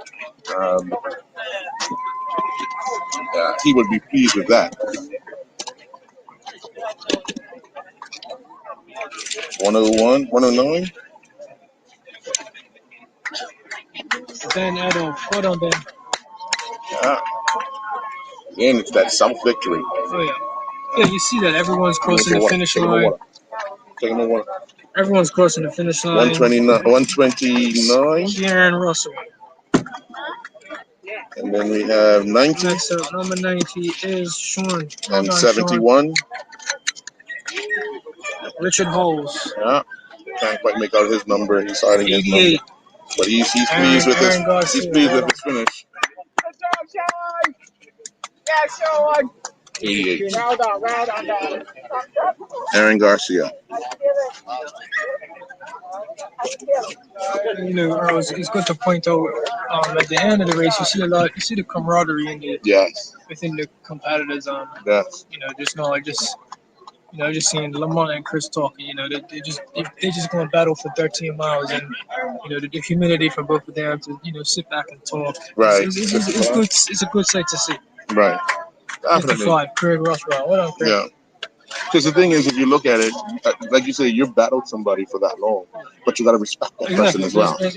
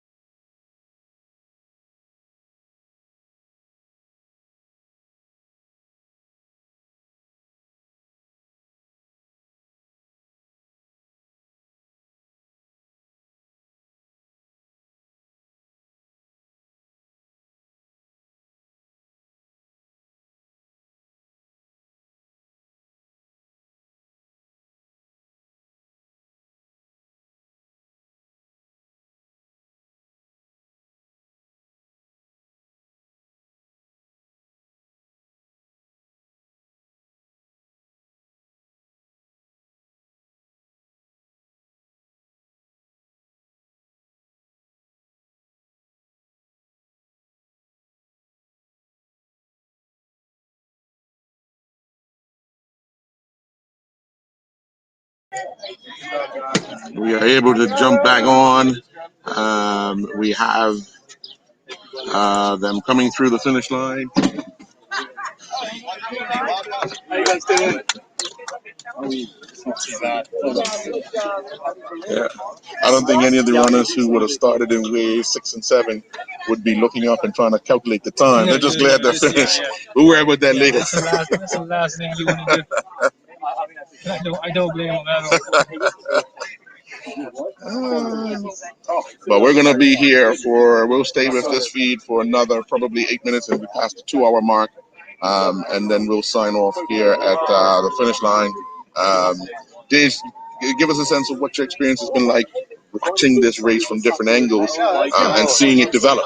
I think it's just it was a very exciting race. We predicted that it'll be a 2-man race. That wasn't to diminish any of the other competitors, but we just assumed that those two would be the 2 front runners. But overall, it's been a great experience. I think this has nothing to do with me, but I was just glad that I can partake in this this occasion. It's a Bermuda holiday. We've touching the point of returning to some normalcy, and I hope that this is the right direction to go. And again, my hats go off to obviously Chris and Rosanna, but more importantly, my hats go off to Dr. Gina Tucker.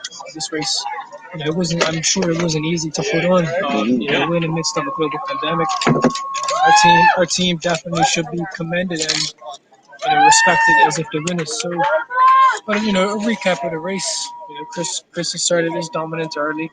Lamont hung in, and then at the end, Chris at about mile 5 or 6, he took over, and from there, his class showed, and I think Lamont might be a little disappointed he didn't win because he's a competitor, and that's what we do. But he'll definitely take what he learned today, and I know and he'll be back next year. Definitely, and that's what you want. Again, that's what you want. You want that person to say, you know what, I didn't get you this year. Next year will be my time. We're gonna have a quiet word from Chris Swanek here while we have the finish line still going. Chris, you look like you had a lot of fun out there. Man, you know what it is. It's a blessing to be back out here enjoying the heck out of it. It's such a special day, so feeling grateful. You heard me when I finished. I looked at this guy straight up, first thing, and I thought of he's got me back. So give credit where it's due. That's the beauty of this place, man. I mean, I enjoyed the heck out of having a training partner for the first time in a long time. So you know how it is, man. It's a lonely road out there, and so to have somebody to share the load and work and push yourself, it does wonders. Yeah. We were talking as the race was going on, and you seemed like you wanted to set a pace early, get into a rhythm, see who would come. So yeah, I mean it's funny. Like I don't know who's commentating on, but probably was saying something to the effect of, okay, so this should feel good for Chris the first few miles because we've been working at a faster pace.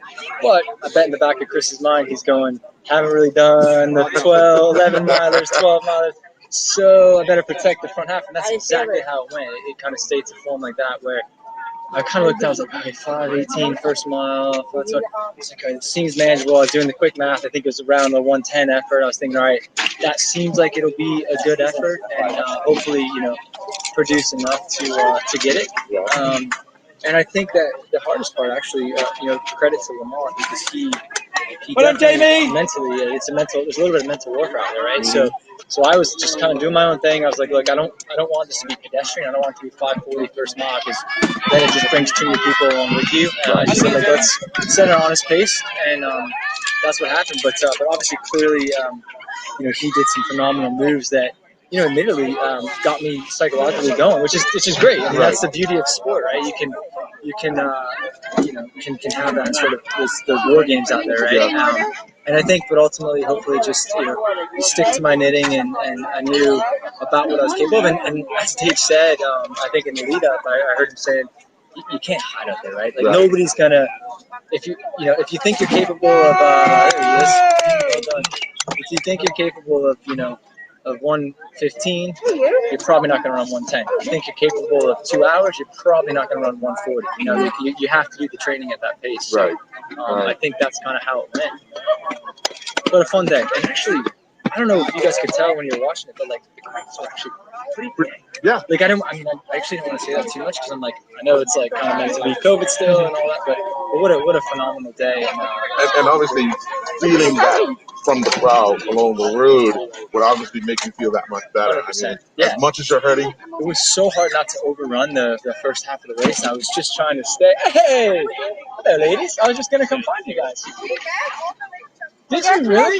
Sorry, the little cheering section.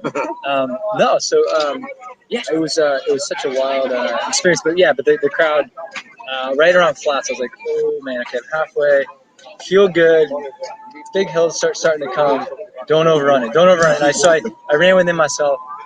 And actually, I had this sort of plan in the back of my mind where I was going to just rip like mile 11 to 12 and just try to run like 4 something. And I was like, maybe not. I was like, feeling a little tired. So, and I said that in the back of my mind, that was it. Like I was going to try for that, but ultimately, it was just a the fun thing is, so we were able to watch a lot of the moves that were made. We saw Lamont come up on your shoulder, try to put in the surge, and then come back. But it was then we were talking about the flat hill part. And what would be going through your mind? He explained the exact same thing. You gotta stay in composure. You gotta stay, within yourself, and don't try to overthink it. Don't try to overrun those hills. Look, if you overrun mile 11, 12, you might get away with it and hang in there the last mile, wobbling hill. But if you overrun mile 9 to 10, going up that hill, Come on, Ryan! Come on, Ryan!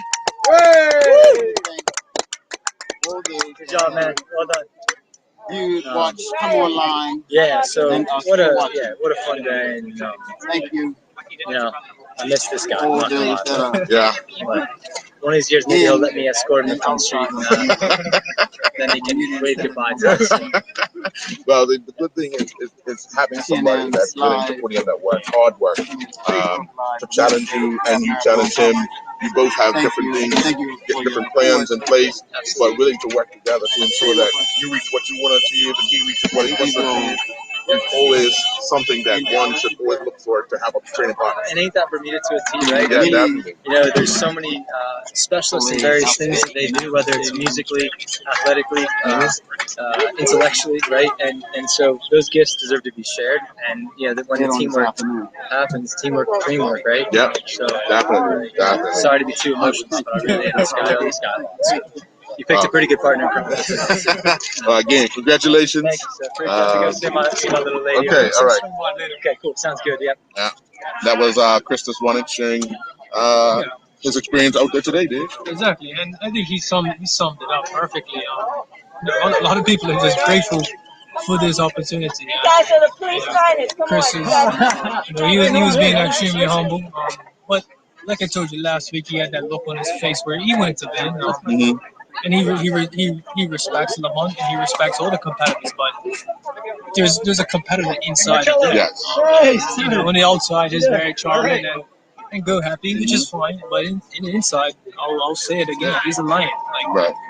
And he'll smell blood and want to take it. And today he did that. And again, kudos to Lamont.